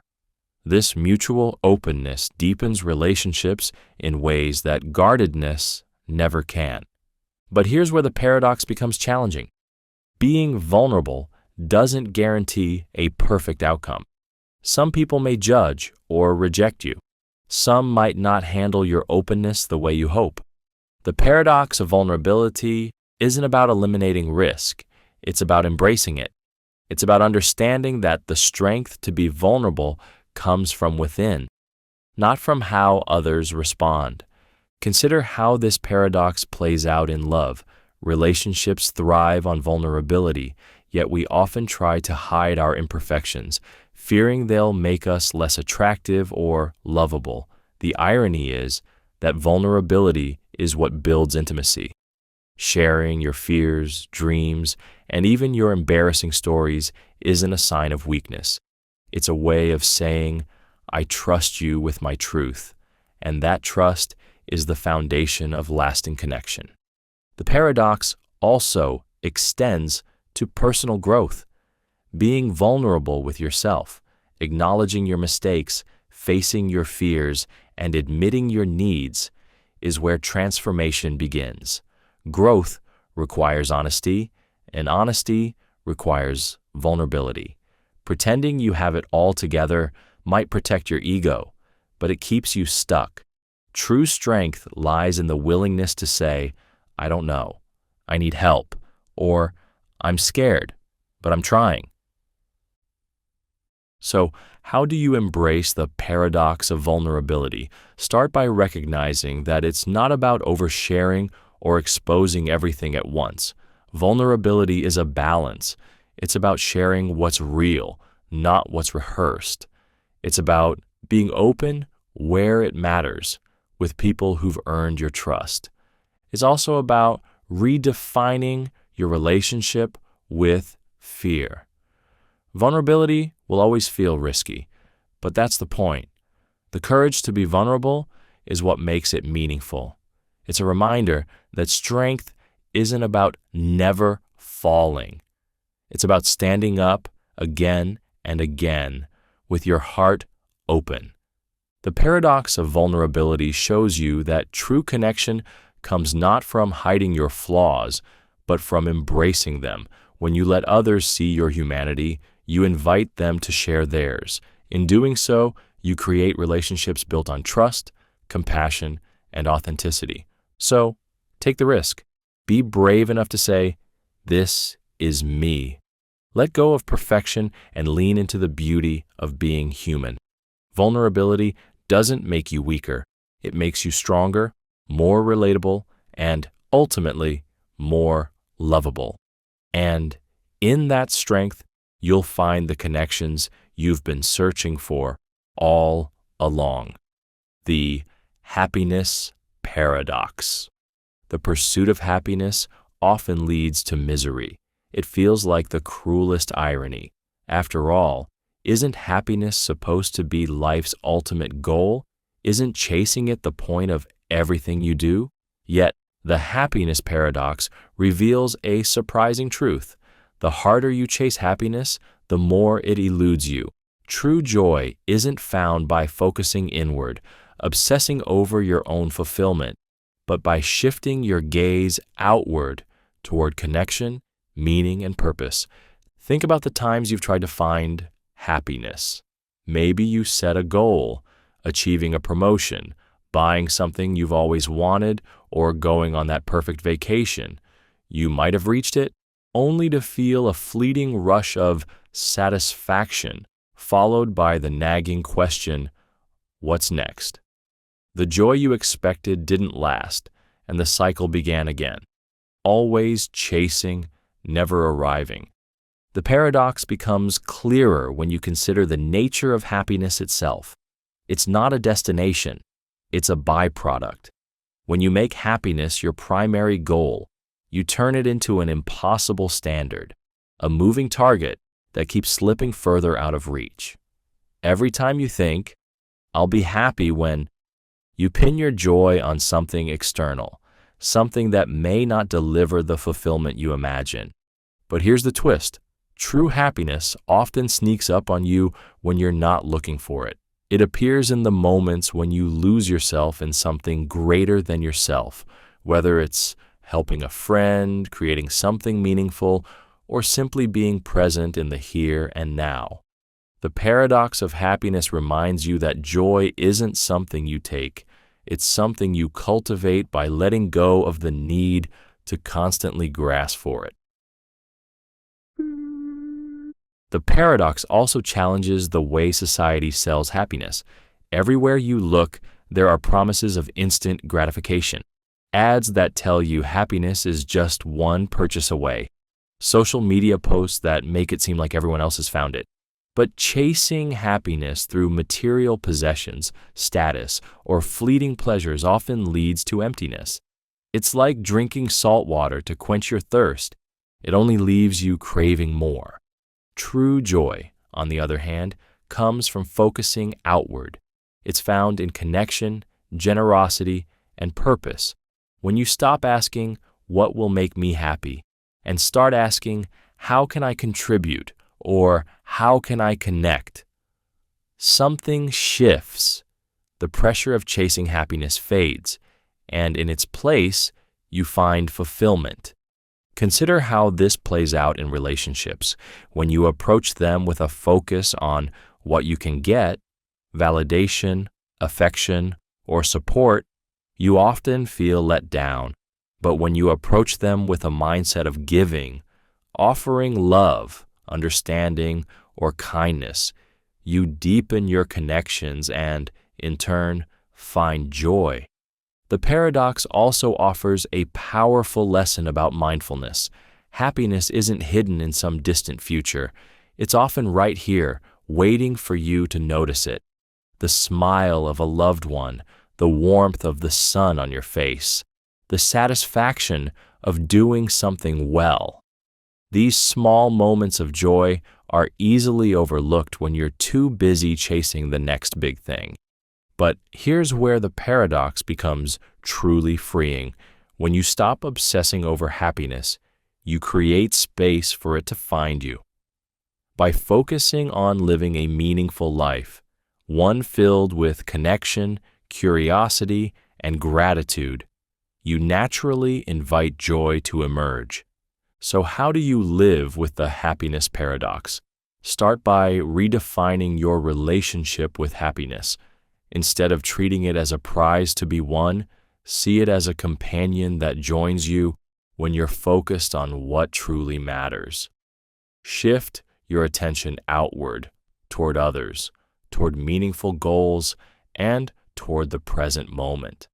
Let go of the idea that happiness is something you need to achieve. Embrace the paradox. The less you chase it, the more likely it is to appear. True joy isn't about escaping life's struggles. It's about finding meaning within them. When you stop searching for happiness, you realize it was never out there. It was within you, waiting to bloom in the moments you least expected. The paradox of success. Failure.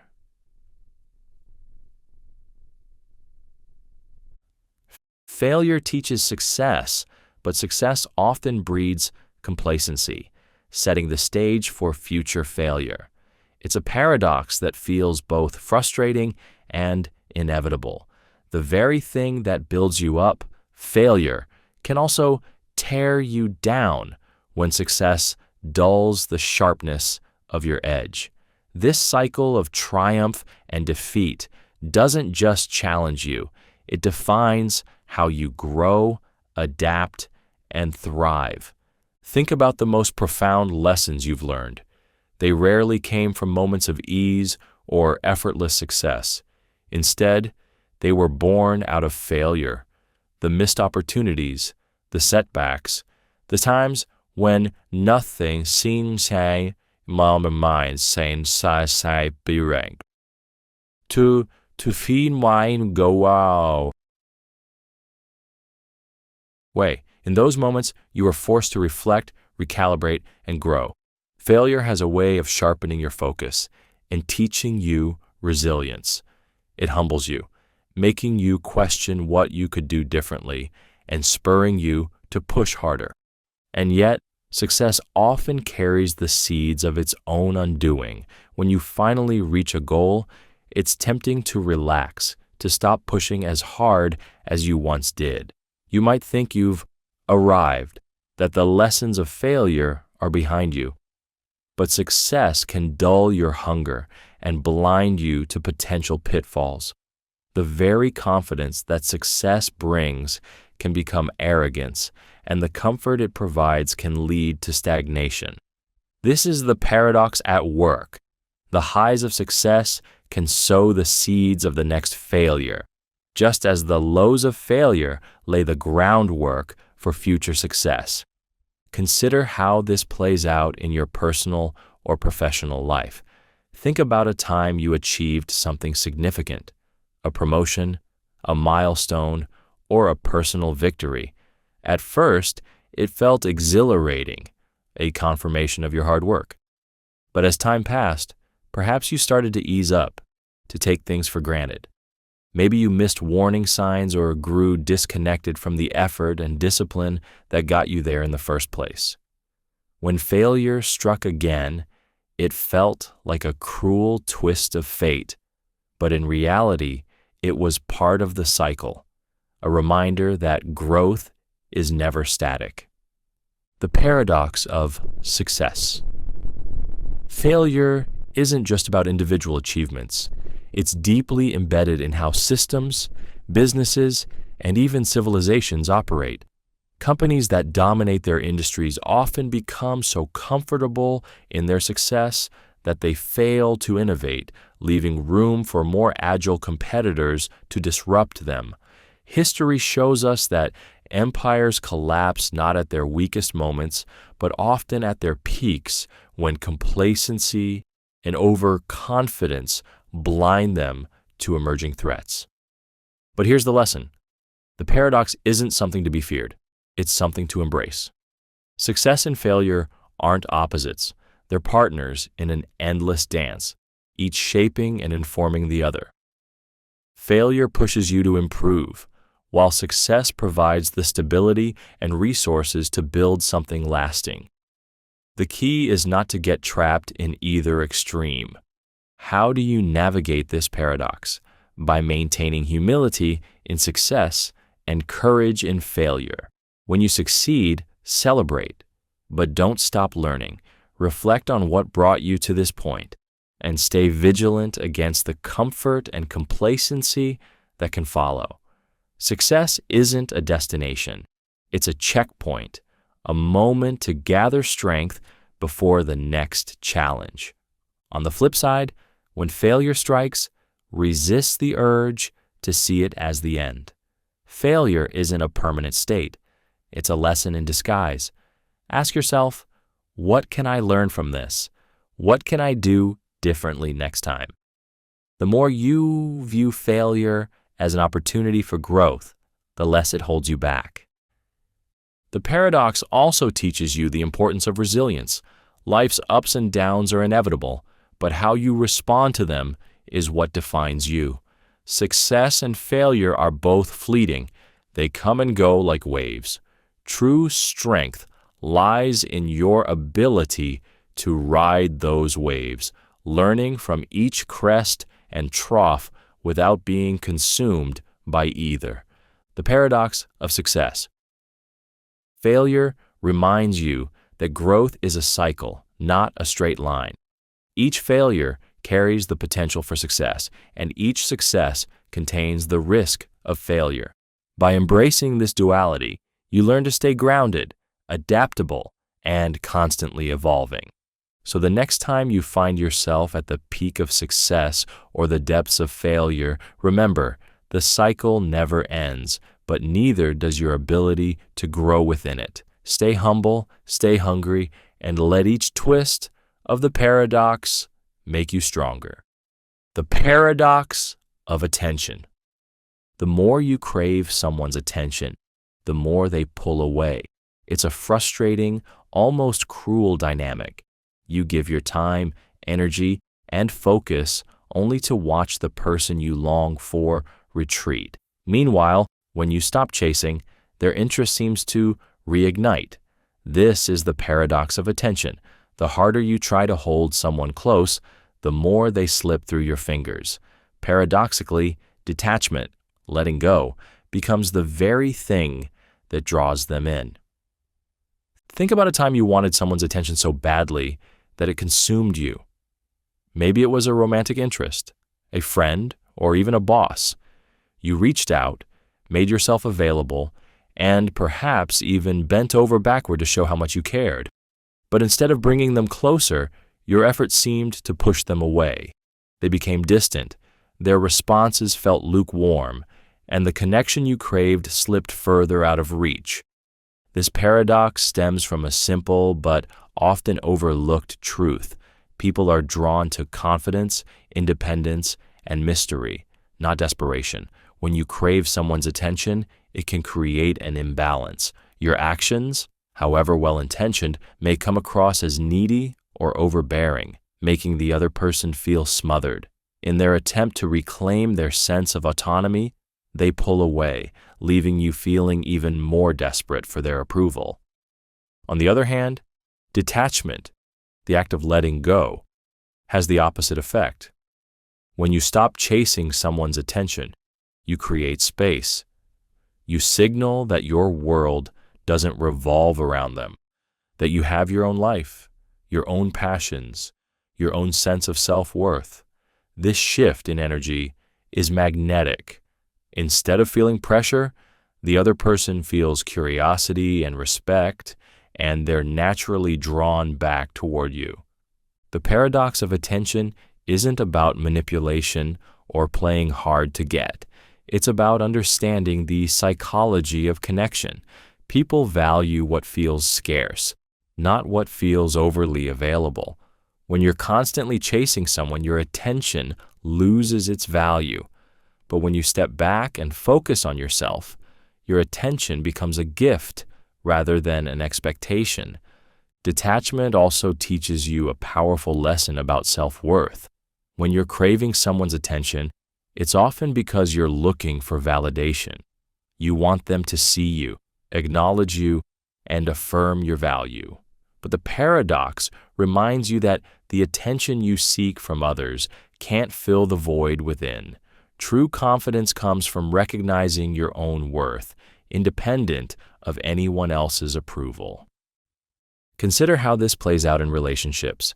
A healthy connection is built on mutual respect and balance, not one person constantly seeking validation from the other. When you let go of the need to control how someone feels about you, you create space for genuine connection to flourish. Instead of trying to force their attention, you allow it to flow naturally. But detachment doesn't mean indifference. It's not about cutting people off or pretending you don't care. It's about finding balance, caring deeply without becoming dependent. It's about giving your attention freely, not as a way to earn someone's affection, but because you choose to share a part of yourself.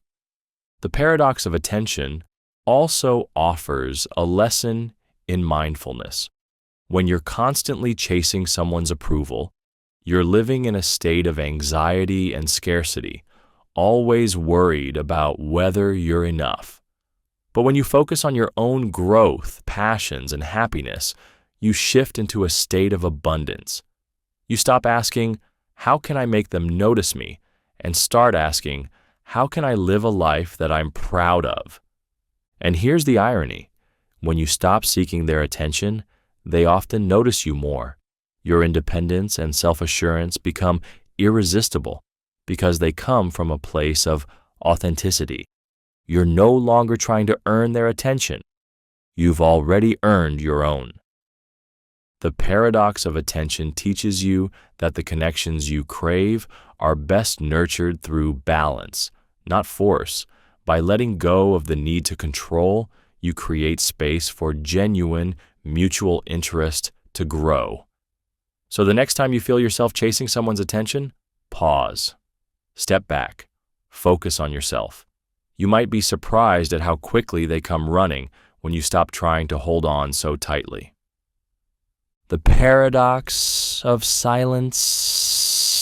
Silence speaks louder than words. It's a truth that feels counterintuitive in a world that values constant communication, where speaking up is often equated with power and influence. Yet, the paradox of silence reveals a profound contradiction. The less you say, the more powerful your message becomes. In the quiet, your words gain weight, your presence becomes undeniable, and your impact deepens. Think about the moments when silence spoke volumes. Perhaps it was a pause in a heated argument, when no rebuttal was needed because the unspoken truth hung heavy in the air, or the quiet stillness of someone simply listening to you, offering their full attention without interruption. These moments, devoid of words, carried more meaning than 1,000 conversations. Silence has a unique ability to draw attention. In a world filled with noise, endless chatter, social media updates, and constant distractions, silence is startling. It stands out, demanding focus. When you speak sparingly, people listen more intently. Your words, no longer diluted by excess, carry a potency that lingers in the minds of those who hear them. But silence isn't just about what you withhold, it's about what you create. When you choose not to speak, you leave space for reflection, for others to fill the void with their own thoughts. This isn't weakness, it's power. Silence can unsettle, provoke curiosity, or command respect. It's a statement in itself, one that often says more than words ever could. The paradox of silence becomes even clearer in relationships. When emotions run high, your instinct may be to fill the space with explanations, justifications, or apologies. But sometimes, silence is the most eloquent response. It shows restraint, allowing you to process your emotions and others to process theirs. In moments of conflict, silence can diffuse tension, offering a pause where understanding can emerge. Yet, silence isn't about retreating or shutting down. It's about intentionality. It's the difference between avoiding a conversation out of fear and choosing silence as a way to convey strength or clarity. The paradox of silence isn't about never speaking. It's about knowing when not to speak.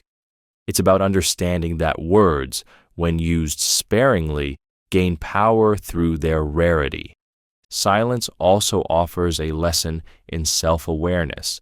When you sit with silence, both your own and others, you become more attuned to what's happening beneath the surface.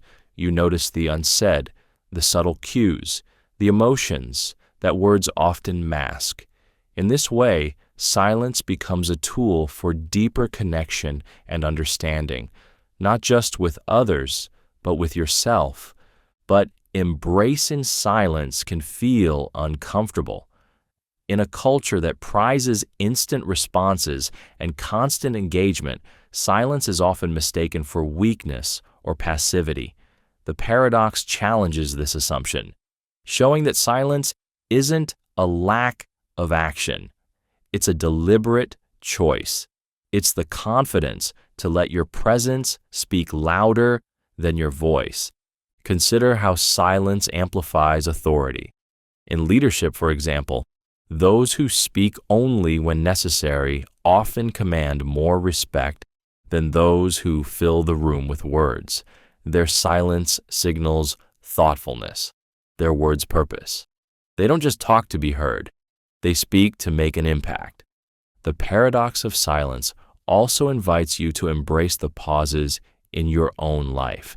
In a world that rushes from one moment to the next, silence is an act of rebellion, a way to reclaim your time and focus. It's in the quiet moments when you step away from the noise that clarity emerges.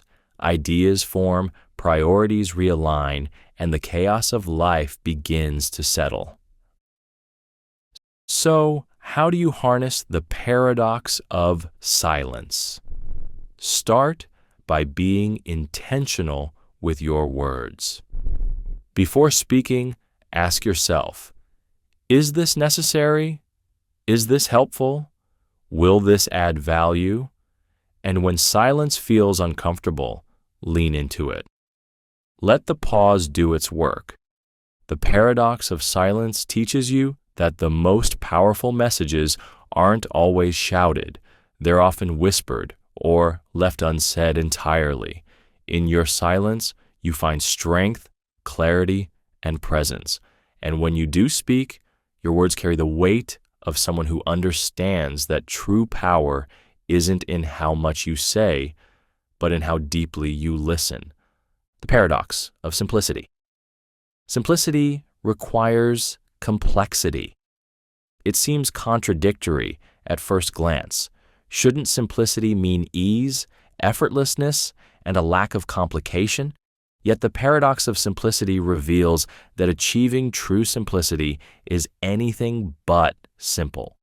Stripping away what's unnecessary demands deeper thought, deliberate effort, and a willingness to confront the chaotic layers of complexity hiding beneath the surface. Think about the elegance of a perfectly crafted sentence, a minimalist design, or a seemingly effortless solution to a complex problem. These outcomes feel simple when you experience them, but they are anything but simple to create. Behind every instance of true simplicity lies hours of thought, trial, and error, and the courage to let go of what doesn't serve the essence of the goal. The paradox of simplicity becomes clear when you look at how we often confuse simplicity with laziness or shortcuts. True simplicity isn't about taking the easy way out. It's about refining, distilling, and clarifying until only what matters remains. It's not about ignoring complexity, but mastering it, cutting through the noise to find the signal. Consider how this plays out in your own life. Think of the clutter in your home, the busyness of your schedule, or the tangle of emotions and thoughts in your mind. Simplifying these things isn't as easy as just throwing items away, canceling plans, or ignoring your feelings. Each act of simplification requires you to dig deeper. What do I truly need? What aligns with my values? What am I willing to let go of to create space for what matters most? Simplicity in communication is another example of the paradox at work. Anyone can ramble, but expressing yourself clearly and succinctly requires effort. The great thinkers and writers of history didn't achieve their clarity by accident. They refined their ideas, discarded unnecessary words, and labored over how to make the complex accessible. As Mark Twain famously quipped, "I didn't have time to write a short letter, so I wrote a long one instead." The paradox also appears in innovation. The most user-friendly technologies, the ones that feel intuitive and seamless, are the result of countless hours spent wrestling with complexity. Engineers, designers, and creators toil behind the scenes, solving intricate problems so that the end product feels effortless to the user. Simplicity isn't the absence of complexity, it's the mastery of it. Artus. But simplicity doesn't stop at objects or ideas. It's also a mindset, a way of living. The paradox of simplicity challenges you to confront the distractions, commitments, and expectations that clutter your life. Simplifying your life doesn't mean doing less. It means focusing more. It means asking hard questions about what truly matters and having the courage to let go of what doesn't. This process is rarely easy. Letting go of possessions, habits, or relationships that no longer serve you requires self-awareness and discipline, but the reward is worth it. Simplicity creates space for joy, creativity, and connection. It allows you to stop chasing and start living, to focus on quality over quantity, and to find clarity in a world that thrives on distraction. Simplicity also teaches you the value of patience. In a culture obsessed with instant gratification, the deliberate effort required to simplify can feel counterintuitive. But the paradox reminds you that the best things in life often take time. Simplifying isn't about rushing to a conclusion. It's about carefully peeling back layers until you uncover the core. So, how do you embrace the paradox of simplicity? Start by recognizing that simplicity is a process, not a one-time achievement. Whether it's decluttering your home, clarifying your goals, or simplifying your thoughts, approach it with intention. Ask yourself, what is essential? What adds value? What can I let go of? The paradox of simplicity reveals that less isn't just more, it's better. But less doesn't come easily. It requires thought, effort, and sometimes sacrifice. In the end, simplicity isn't about making life smaller. It's about making it fuller, clearer, and more meaningful. True simplicity isn't the opposite of complexity. It's its greatest triumph.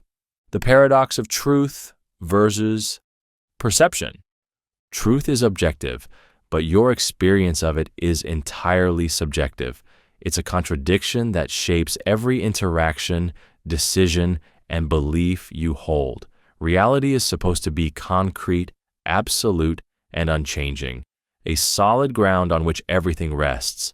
Yet, the paradox of truth versus perception reveals that your reality is shaped as much by your mind as it is by the external world. What you see, feel, and believe to be true is filtered through the unique lens of your perception, turning truth into something deeply personal. Consider a simple example. Two people standing in the same room during a sunset. One sees a breathtaking display of colors, filled with awe and wonder. The other notices only the dimming light, an end to the day's productivity. The truth, the sunset, is the same, but their experiences of it couldn't be more different. This is the paradox at work. Objective truth exists, but the way you interpret it is uniquely yours. Your perception of reality isn't passive. It's shaped by your emotions, beliefs, memories, and even your biology. The same event can evoke joy in one person and sadness in another, depending on their mental and emotional state.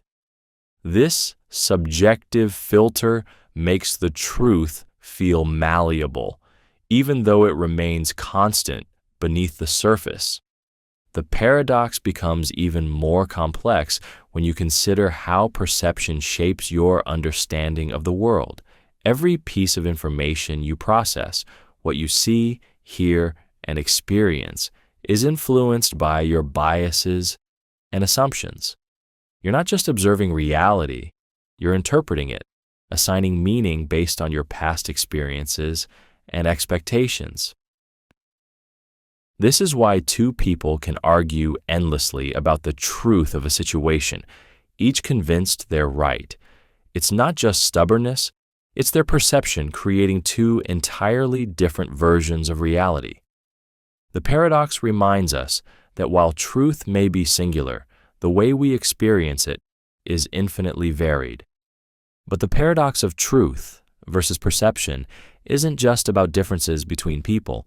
It's also about the gap between the external world and your inner reality. Think about how your mood can distort your experience of truth. On a bad day, even a neutral comment might feel like criticism. On a good day, the same comment might feel like encouragement. The truth hasn't changed, but your perception of it has. This paradox also raises profound questions about certainty. How can you claim to know the truth when your perception is so deeply subjective? The paradox doesn't deny the existence of objective truth. It simply reminds you that your understanding of it will always be incomplete. It invites humility, an acknowledgement that your version of reality is just that, yours. Yet, this paradox isn't meant to leave you feeling lost or disconnected. In fact, it offers a powerful lesson about connection and empathy. If everyone's reality is shaped by their perception, then understanding others requires more than debating facts. It requires stepping into their world, seeing through their lens, and appreciating how their experiences shape their truth. The paradox of truth versus perception also invites self-awareness. By recognizing the role your mind plays in shaping reality, you gain the power to challenge your assumptions and expand your perspective. You can ask yourself, am I seeing this clearly, or is my perception clouded by emotion, bias, or fear? This awareness doesn't guarantee absolute truth, but it brings you closer to it. So, how do you live with the paradox of truth versus perception? Start by embracing the complexity of reality. Accept that truth exists, but your experience of it will always be filtered through your mind. Approach life with curiosity, seeking not just facts, but understanding. And when you encounter someone with a different perspective, resist the urge to argue, listen instead. The paradox isn't a problem to be solved, it's a reality to be embraced. Truth may be objective, but your journey through life is subjective. By acknowledging this tension, you gain the freedom to explore, connect, and grow. Reality is shaped as much by your mind as by the external world, and within that paradox lies the beauty of human experience. The paradox of hardship. The worst moments of your life often lead to your greatest growth. It's a truth that feels unfair in the moment, when pain is raw and struggle seems unrelenting. You wonder, why me? Or how can anything good come from this? Yet, the paradox of hardship reveals a profound contradiction. The very adversity that breaks you open also plants the seeds of transformation. Growth doesn't come despite the struggle. It comes because of it. Think back to a moment in your life when you felt like the world was crashing down. Maybe it was heartbreak, failure, loss, or uncertainty. In that moment, it felt unbearable, as though you'd been knocked to your knees with no clear way forward. But over time, something began to shift. The pain, while still a part of you, started to mold you into someone stronger, wiser, and more resilient. This paradox plays out because hardship forces you to confront parts of yourself you'd otherwise ignore. It shakes you out of complacency and comfort, demanding that you adapt, learn, and grow. Without adversity, there's little reason to change. You remain safe, stagnant, and untested. But hardship breaks the routine. It strips you down to your core, revealing strengths you didn't know you had and forcing you to reevaluate what truly matters. Consider how hardship reshapes your perspective. When life is smooth, it's easy to take things for granted, your health, your relationships, even your sense of purpose. But adversity has a way of sharpening your focus. It reminds you of life's fragility and the value of each moment. The things you once overlooked or dismissed suddenly become treasures, and the gratitude you feel for small victories becomes transformative. The paradox also reveals that pain and growth are inseparable. Just as muscles grow stronger by being torn and rebuilt, your character is forged in the fire of struggle. The moments that test you the most, those times when you feel stretched to your limits, are the very moments that build your capacity for resilience, empathy, and courage. Yet, the paradox of hardship doesn't deny the reality of suffering. It's not about romanticizing pain or pretending that adversity is easy. Struggles hurt, and their scars often linger.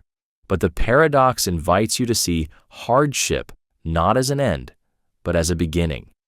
It challenges you to look beyond the immediate pain and consider what it might be shaping you into. Adversity also deepens your connection to others. When you've experienced hardship, you understand what it feels like to struggle, and this empathy allows you to connect with people on a more profound level. Your pain becomes a bridge, not a wall. You recognize that struggle is universal, and in sharing your story, you inspire others to endure and grow through their own challenges. This paradox plays out in countless stories of transformation. Think of the innovators who failed spectacularly before finding success, the relationships that strengthened after surviving hardship, or the personal breakthroughs that came after moments of despair. The worst moments don't define you, they refine you. So how do you live with the paradox of hardship? First, by allowing yourself to feel the pain. Growth doesn't come from ignoring or suppressing hardship. It comes from facing it with honesty and courage. Let yourself grieve, process, and acknowledge the difficulty of the moment. Second, trust the process. Growth through adversity isn't immediate or linear. There will be days when the pain feels endless and the lessons unclear.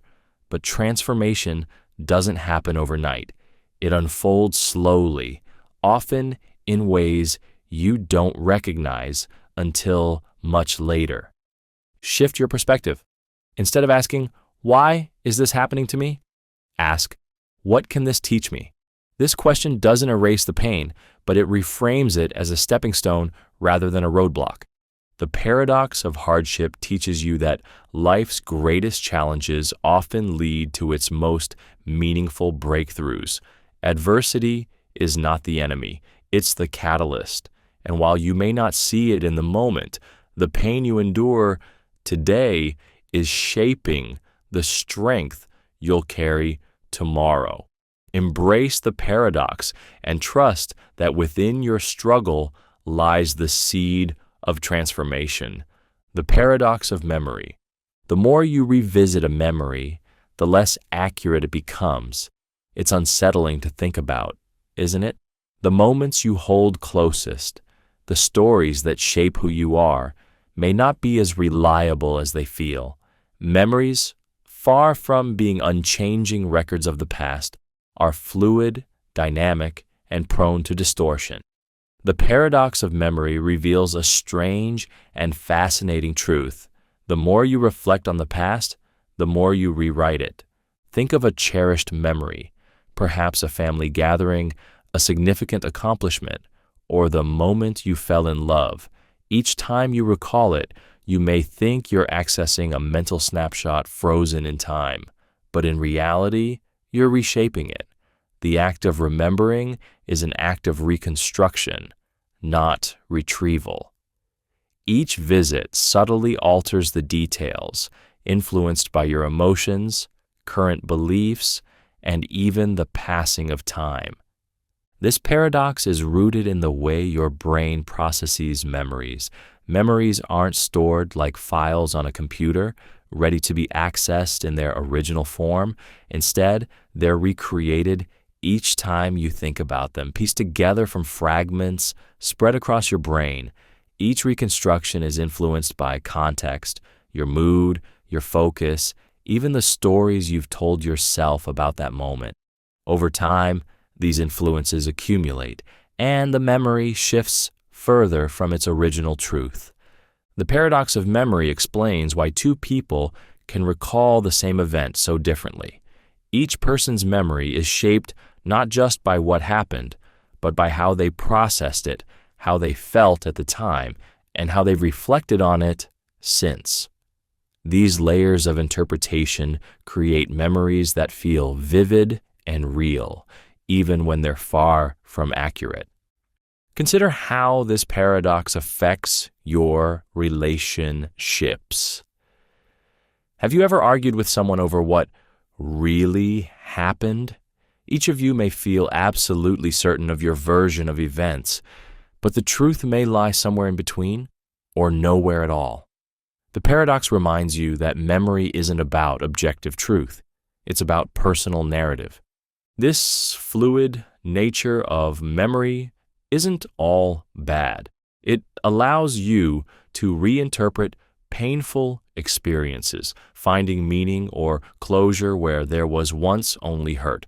It's why a difficult breakup years later might feel like a necessary step toward growth, or why a failure that stung deeply at the time might now feel like an important lesson. Memories evolve to serve your present self, shaping your identity and helping you navigate the world. But the paradox of memory also has its pitfalls. It can trap you in false narratives, reinforcing beliefs or emotions that may no longer serve you.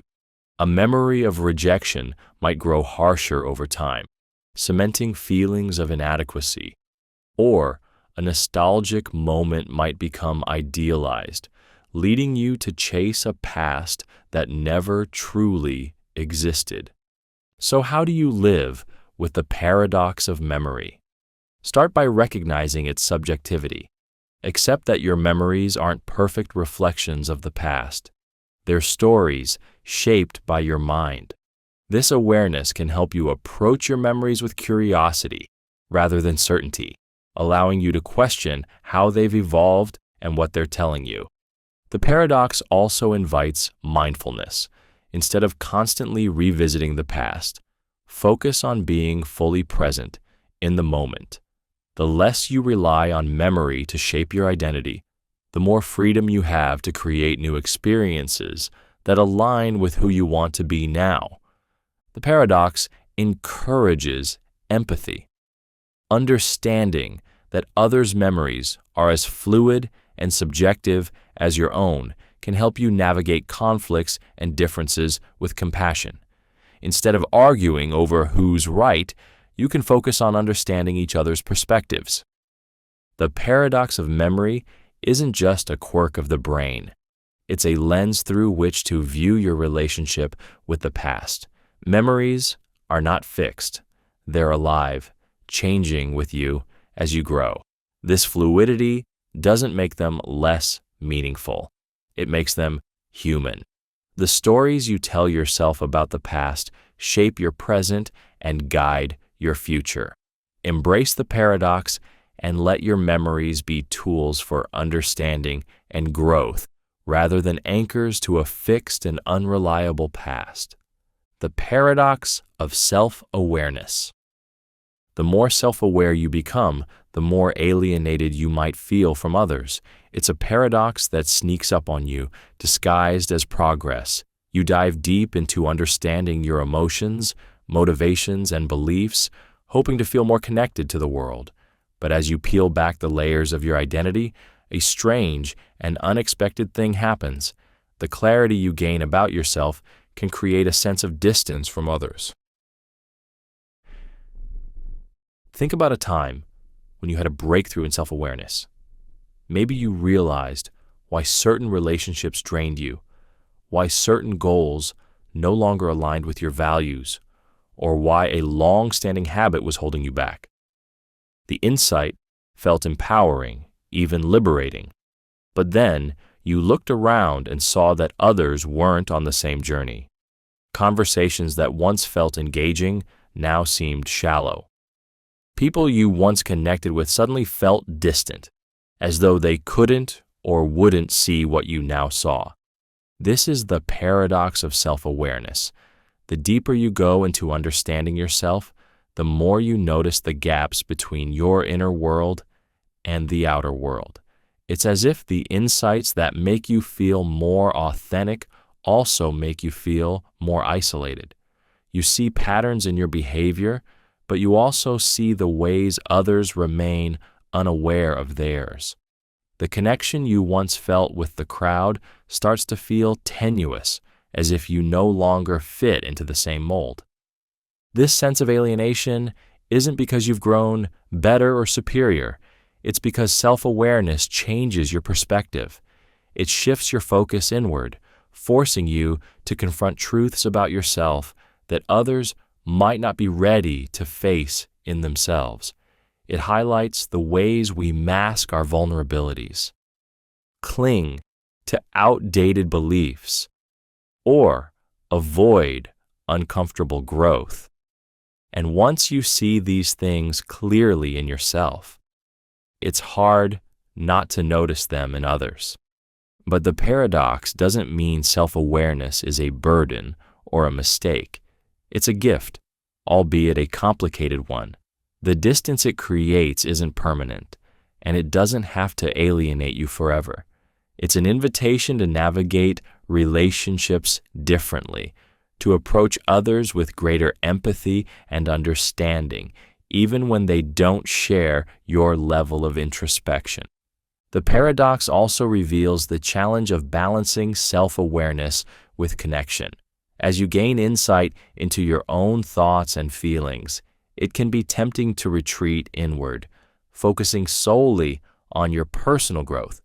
But this inward focus, while valuable, can sometimes become a barrier. The more you understand yourself, the easier it is to assume that others should get it too, and when they don't, the distance grows. Consider how this plays out in relationships. A deeper understanding of your own needs might make you more selective about who you spend time with, which is healthy, but it can also make you impatient with others' struggles or blind to their different perspectives. The paradox of self-awareness asks you to hold space for both your growth and others' journeys, even when they seem to be moving at a different pace. The paradox also challenges you to resist the urge to overanalyze. Self-awareness is a tool, not an identity. If you spend too much time dissecting your thoughts and emotions, you risk losing the spontaneous joy and connection that make life meaningful. Sometimes understanding isn't the goal, presence is. So how do you navigate the paradox of self-awareness? Start by embracing the discomfort it brings. The sense of distance isn't a sign that you're doing something wrong. It's a natural part of growth. Use this space to reflect on how you want to show up in your relationships. Instead of withdrawing, lean into connection with curiosity and compassion. Recognize that self-awareness is a journey, not a destination. You'll never fully figure yourself out, and that's okay. What matters is the process, the willingness to keep learning, questioning, and evolving. Use your self-awareness to deepen your empathy. The insights you gain about yourself can help you understand others more deeply, even if they're not as introspective as you are. By bridging the gap with kindness and patience, you turn the potential alienation of self-awareness into a pathway for stronger, more meaningful connections. The paradox of self-awareness reminds you that understanding yourself isn't an escape from others. It's a way to connect more authentically. Yes, it may create moments of distance, but it also offers the tools to navigate that distance with grace. True self-awareness doesn't isolate you. It equips you to engage with the world from a place of clarity, compassion, and confidence. And in that, the paradox finds its resolution. The paradox of forging connections. The people who resonate most with you are often those who reflect your own unresolved struggles. At first, it seems like a coincidence. Why do you keep gravitating towards certain personalities or experiences? But the paradox of forging connections reveals a deeper truth. The bonds you form with others often mirror the parts of yourself you're still trying to understand, heal, or accept. Think about the people who have had the biggest impact on your life. Maybe it's the friend who seems to share your deepest insecurities, the partner whose emotional patterns feel uncannily familiar, or the mentor who challenges you in ways that both inspire and unsettle you. These connections feel powerful, magnetic even, as if they tapped into something beyond the surface. But the reason they resonate so deeply is because they reflect something unfinished within you. At its core, this paradox is about resonance. We're drawn to people who mirror the aspects of ourselves that we recognize, whether consciously or not. Sometimes this is uplifting. Connecting with someone who shares your passions or dreams can feel like finding a kindred spirit. But other times, the resonance is rooted in shared wounds. Their struggles echo yours, and without realizing it, you're drawn to the familiarity of that reflection. This isn't necessarily a bad thing. These connections can serve as powerful teachers, helping you see yourself more clearly. For example, if someone's fear of rejection feels painfully familiar, it might highlight your own unspoken fears. If their resilience in the face of adversity inspires you, it might remind you of your own untapped strength. The people who mirror your unresolved struggles hold up a kind of emotional mirror, showing you what still needs attention or growth within yourself. But the paradox also carries risks. When you forge connections based on unresolved struggles, those bonds can sometimes reinforce patterns you're trying to break. Think of the person who consistently attracts partners who share their fear of intimacy, or the friend group that bonds over shared bitterness rather than mutual growth. Without awareness, these connections can trap you in cycles of frustration or pain, perpetuating the very struggles you're trying to overcome. The paradox becomes even more intriguing when you consider how it plays out in relationships.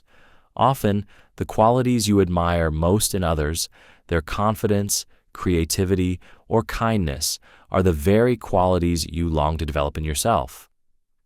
Similarly, the traits that irritate you in others, their impatience, defensiveness, or neediness, may reflect parts of yourself that you're reluctant to confront. The connections that feel the most intense, whether positively or negatively, are often the ones that reflect something unresolved within you. But this doesn't mean you should avoid these connections. On the contrary, the paradox of forging connections invites you to approach them with curiosity and awareness. Instead of asking, "Why is this person like this?" ask, "Why does this resonate with me?" By exploring the reflection, you gain insight not only into the other person, but also into yourself. This paradox also teaches a profound lesson about empathy.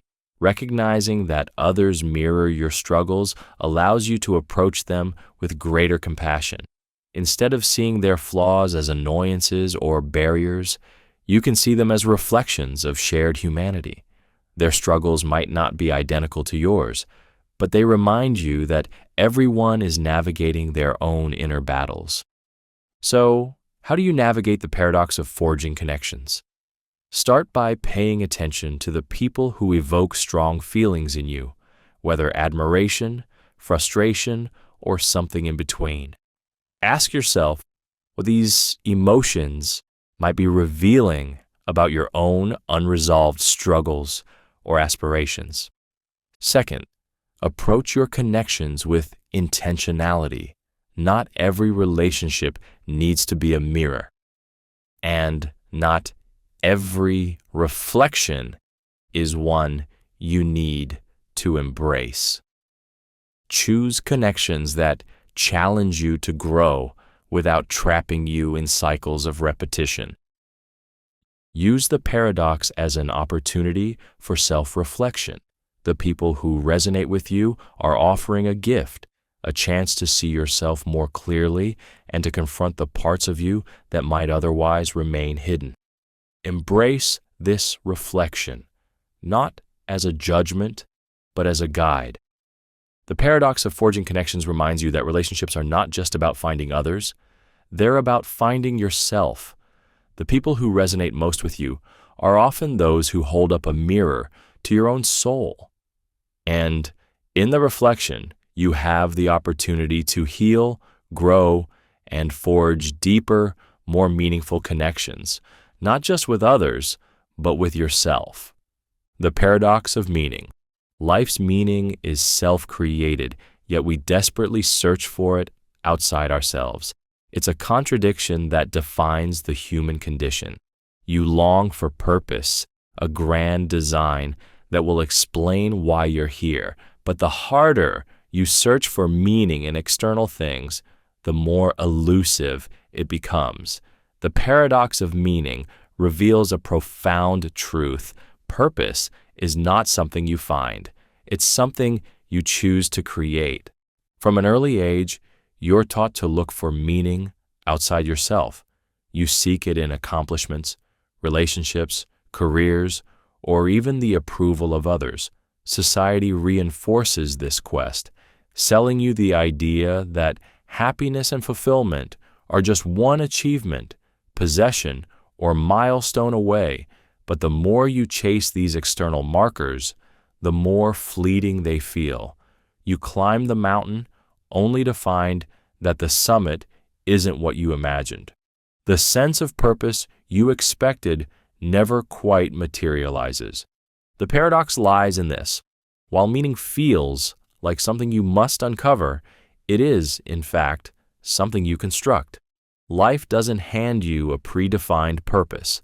Instead, it presents you with raw material. Your experiences, passions, struggles, and values, and invites you to shape it into something meaningful. The search for meaning isn't a treasure hunt. It's an act of creation. Consider how this paradox plays out in daily life. When you place your sense of purpose in external outcomes, a promotion, a relationship, or a societal ideal, you tie your worth to something outside your control. The result is often disappointment or a constant need to achieve more, hoping the next success will finally fill the void. But when you take ownership of your purpose, choosing it rather than waiting to find it, you reclaim your power. This paradox is particularly evident during times of crisis or transition, when the things you once relied on for meaning, work, relationships, routines, are stripped away. You're left with a terrifying question: what now? The emptiness can feel overwhelming, but it's also an opportunity. In those moments, you're reminded that meaning isn't fixed, it's fluid. It's something you can rebuild, redefine, and reimagine. The paradox of meaning also reveals why comparison is so damaging. When you look at others who seem to have their lives figured out, it's easy to feel lost or inadequate. But their purpose isn't yours to emulate. Meaning is deeply personal, shaped by your unique experiences and values. The more you compare, the further you drift from the truths that matter most to you. This paradox doesn't deny the importance of external influences. Relationships, community, and shared goals all play a role in shaping meaning, but it reminds you that these things don't give you purpose. They help you build it. Even love, one of life's greatest sources of meaning, becomes hollow if it's approached as a means to fill a void rather than as a conscious choice to connect and give. So how do you embrace the paradox of meaning? Start by letting go of the idea that purpose is something you'll stumble upon, fully formed. Instead, ask yourself, what matters to me? What do I want to contribute? These questions shift your focus from searching to creating, from passive discovery to active engagement. Next, practice mindfulness. Meaning isn't always found in grand gestures or life-changing events. It's often built in the small, quiet moments of daily life. A kind word, a creative project, or a moment of gratitude can all contribute to a sense of purpose when approached with intention. Accept that meaning is not static. What feels purposeful today may change as you grow, and that's okay. The paradox of meaning isn't about finding the one true purpose that defines your life. It's about learning to adapt, evolve, and find new ways to create meaning as circumstances shift. The paradox of meaning challenges you to stop searching and start creating. Life doesn't come with a manual or a preordained plan. It's a blank canvas, waiting for you to decide what to paint. Purpose isn't handed to you by some external force. It's a choice you make every day. Embrace the paradox, and you'll discover that meaning isn't something you find out there. It's something you build, moment by moment, from within. The paradox of power. The more power you seek, the less powerful you become. It's a paradox that unravels the very idea of strength and authority, revealing a deeper truth. True influence isn't about control, dominance, or self-serving ambition. It's about humility, service, and the ability to empower others. The harder you chase power for its own sake, the more it slips through your fingers. But when you focus on lifting others, power finds you in ways that are more lasting and profound. Think of someone who desperately craves power. They manipulate, scheme, and assert themselves over others, driven by the need to feel in control. On the surface, they may seem to achieve their goal, climbing the ladder, accumulating wealth, or commanding respect. But beneath the facade, their influence is brittle. Fear, resentment, and mistrust surround them, and the very foundation of their power begins to crumble. This is the paradox of power in action. The pursuit of power for self-gain often leads to isolation, resistance, and eventual loss of authority. Now consider a different kind of leader. This person doesn't demand loyalty, they inspire it. They don't hoard resources or micromanage. They share and delegate, trusting others to rise to the occasion. They listen, empathize, and lead by example. Their power doesn't come from titles or fear, but from the respect and trust they cultivate in others. This is the quiet yet immense strength of humility and service. The paradox lies in the very nature of power itself. When power is wielded selfishly, it breeds resistance. People may comply out of fear, but their loyalty is shallow, and their resentment simmers beneath the surface. True power, the kind that endures, comes not from forcing others to follow, but from inspiring them to choose to follow. Humility plays a central role in this paradox. At first, humility might seem like the opposite of power, a trait associated with weakness or submission. But in reality, humility is one of the most potent forms of strength. It's the ability to recognize that you don't have all the answers, to admit mistakes, and to prioritize the greater good over personal gain. Humility builds trust, and trust is the cornerstone of influence. Service is the other side of the paradox. Power rooted in service is power that grows. When you use your influence to uplift others, to create opportunities, and to foster collaboration, you become indispensable. Not because you demand it, but because people see the value you bring. This kind of power doesn't diminish. It multiplies. The more you give, the more you gain. But the paradox of power also comes with a warning. The allure of power is intoxicating, and even the most well-intentioned leaders can fall into the trap of seeking control for its own sake.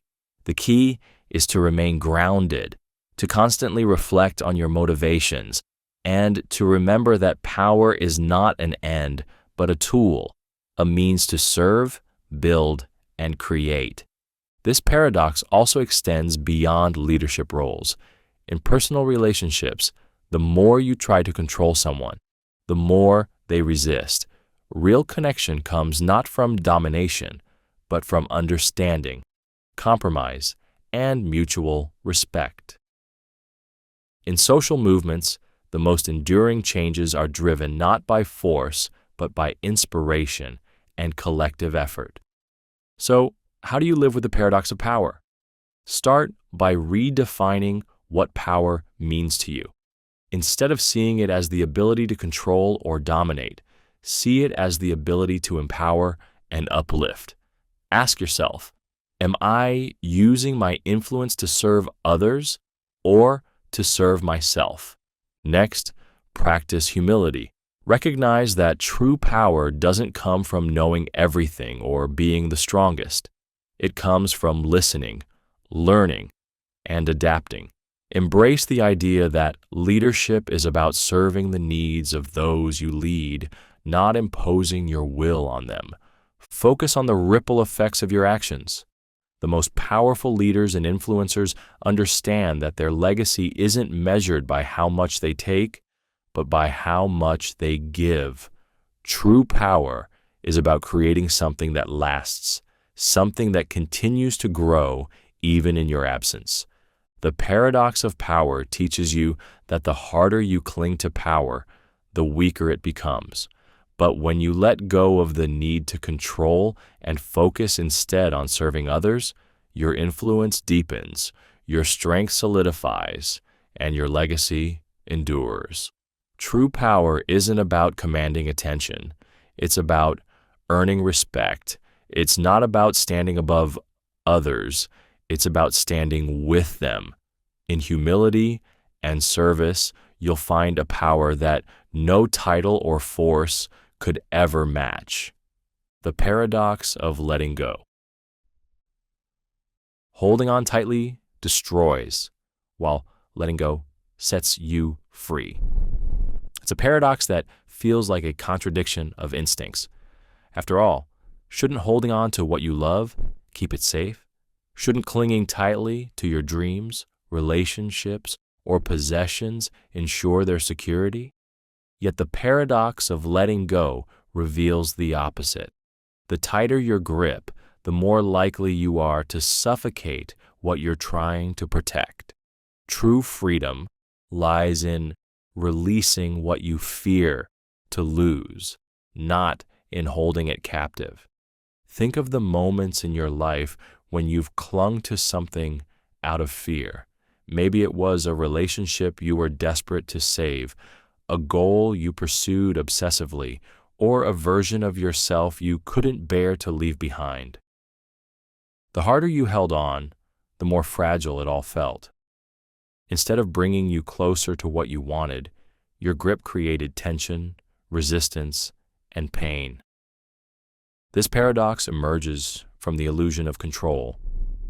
When you hold on tightly, you believe you're protecting what matters most, but in reality, you're creating an environment of pressure and fear. Relationships become strained under the weight of unrealistic expectations. Goals become exhausting burdens rather than sources of inspiration. Even your sense of self can become stifled, trapped in outdated definitions that no longer serve you. Letting go, on the other hand, feels terrifying at first. It requires trust that releasing your grip won't mean losing everything, but instead gaining clarity, peace, and space for growth. It's only when you let go that you discover the freedom to live fully, unburdened by the constant anxiety of holding on. The paradox of letting go also applies to relationships. When you cling to someone out of fear of losing them, fear of being alone, or fear of change, you create a dynamic of dependency and control.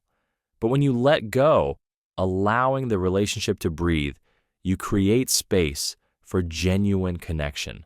Letting go doesn't mean giving up. It means trusting that love thrives in freedom, not in captivity. This paradox also appears in your pursuit of success. When you're obsessed with a specific outcome, whether it's a promotion, a milestone, or a dream, you risk becoming blind to other opportunities. Your tunnel vision can prevent you from seeing new paths or adapting to changing circumstances. Letting go doesn't mean abandoning your goals. It means releasing your attachment to a single result and embracing the journey with openness and curiosity. Even in personal growth, the paradox holds true. You can't become who you're meant to be without letting go of who you used to be. Clinging to old habits, beliefs, or identities may feel safe, but it limits your potential. Growth requires release, letting go of what no longer serves you to make room for what will. But how do you embrace the paradox of letting go when letting go feels like losing control? Start by acknowledging the fear behind your grip. Ask yourself, what am I afraid of? What do I believe will happen if I let go? Often, the fear is rooted in uncertainty or a desire for security. By naming it, you begin to loosen its hold on you. Next, practice trust. Letting go doesn't mean throwing everything away. It means trusting that life will unfold as it's meant to.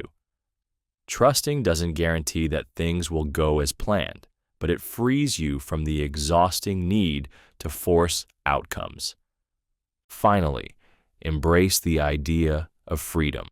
Letting go isn't about loss, it's about liberation.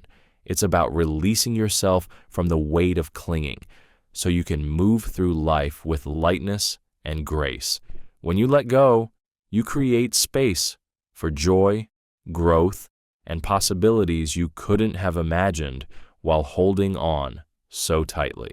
The paradox of letting go teaches you that freedom isn't found in control, it's found in trust. By releasing what you fear to lose, you discover the peace that comes from living without chains. Letting go doesn't mean giving up. It means giving yourself and others the space to thrive. And in that space, you find not just freedom, but the fullness of life itself. The forgotten to remember paradox. The moment you exist, you begin to be forgotten. It's not the kind of thought you entertain in a moment of triumph or when your name is spoken with admiration, but it lingers beneath everything. Every interaction, every achievement, every time someone utters your name, it's all part of a slow fade into obscurity. You won't be remembered forever. No one is. History books lie to you. They tell you that legacies last, that greatness is eternal. But think of the millions of names lost to time. Poets, warriors, kings, people who ruled empires, shaped civilizations, burned with passion so fierce they thought their fire could never be extinguished. And yet, their names are dust, their stories unwritten, their echoes swallowed by the universe's indifference. It's not just the distant past either. Have you ever thought about the people who once meant everything to you, only to fade into memory like an old dream? That best friend from childhood whose laugh was once the soundtrack of your summers. Can you still hear it clearly? The stranger who showed you kindness on a day you needed it most. Can you still picture their face? People disappear, not in an instant, but in slow, quiet erosion. And one day, you will too. This is where the paradox twists. If being forgotten is inevitable, why do we crave remembrance? Why do we etch our names into tombstones, paint stories on cave walls, leave behind books, art, or even just whispered promises of, "I'll never forget you"? If time erases everything, why do we fight against its tide? Because deep down, we know something the paradox won't say outright. Remembrance is a lie. What we truly crave isn't to be remembered, but to have mattered, to have left a mark, however faint, on the lives we touched. We fear being forgotten because we fear we were never significant to begin with. But here's the cruelest irony. The harder you chase immortality through memory, the faster you fade. Obsession with being remembered makes you forget to live. You become so consumed with the idea of a lasting legacy that you overlook the fleeting, precious moments that actually define a life. The forgotten to remember paradox doesn't exist to comfort you. It exists to slap you awake. It forces you to ask, if everything I do will one day be erased, what is truly worth doing? It shatters the illusion that you are building a monument to yourself in the minds of others and leaves you with only one undeniable truth. This moment, right now, is all you have. You won't be remembered forever, but you can make now unforgettable. And maybe, just maybe, that's enough.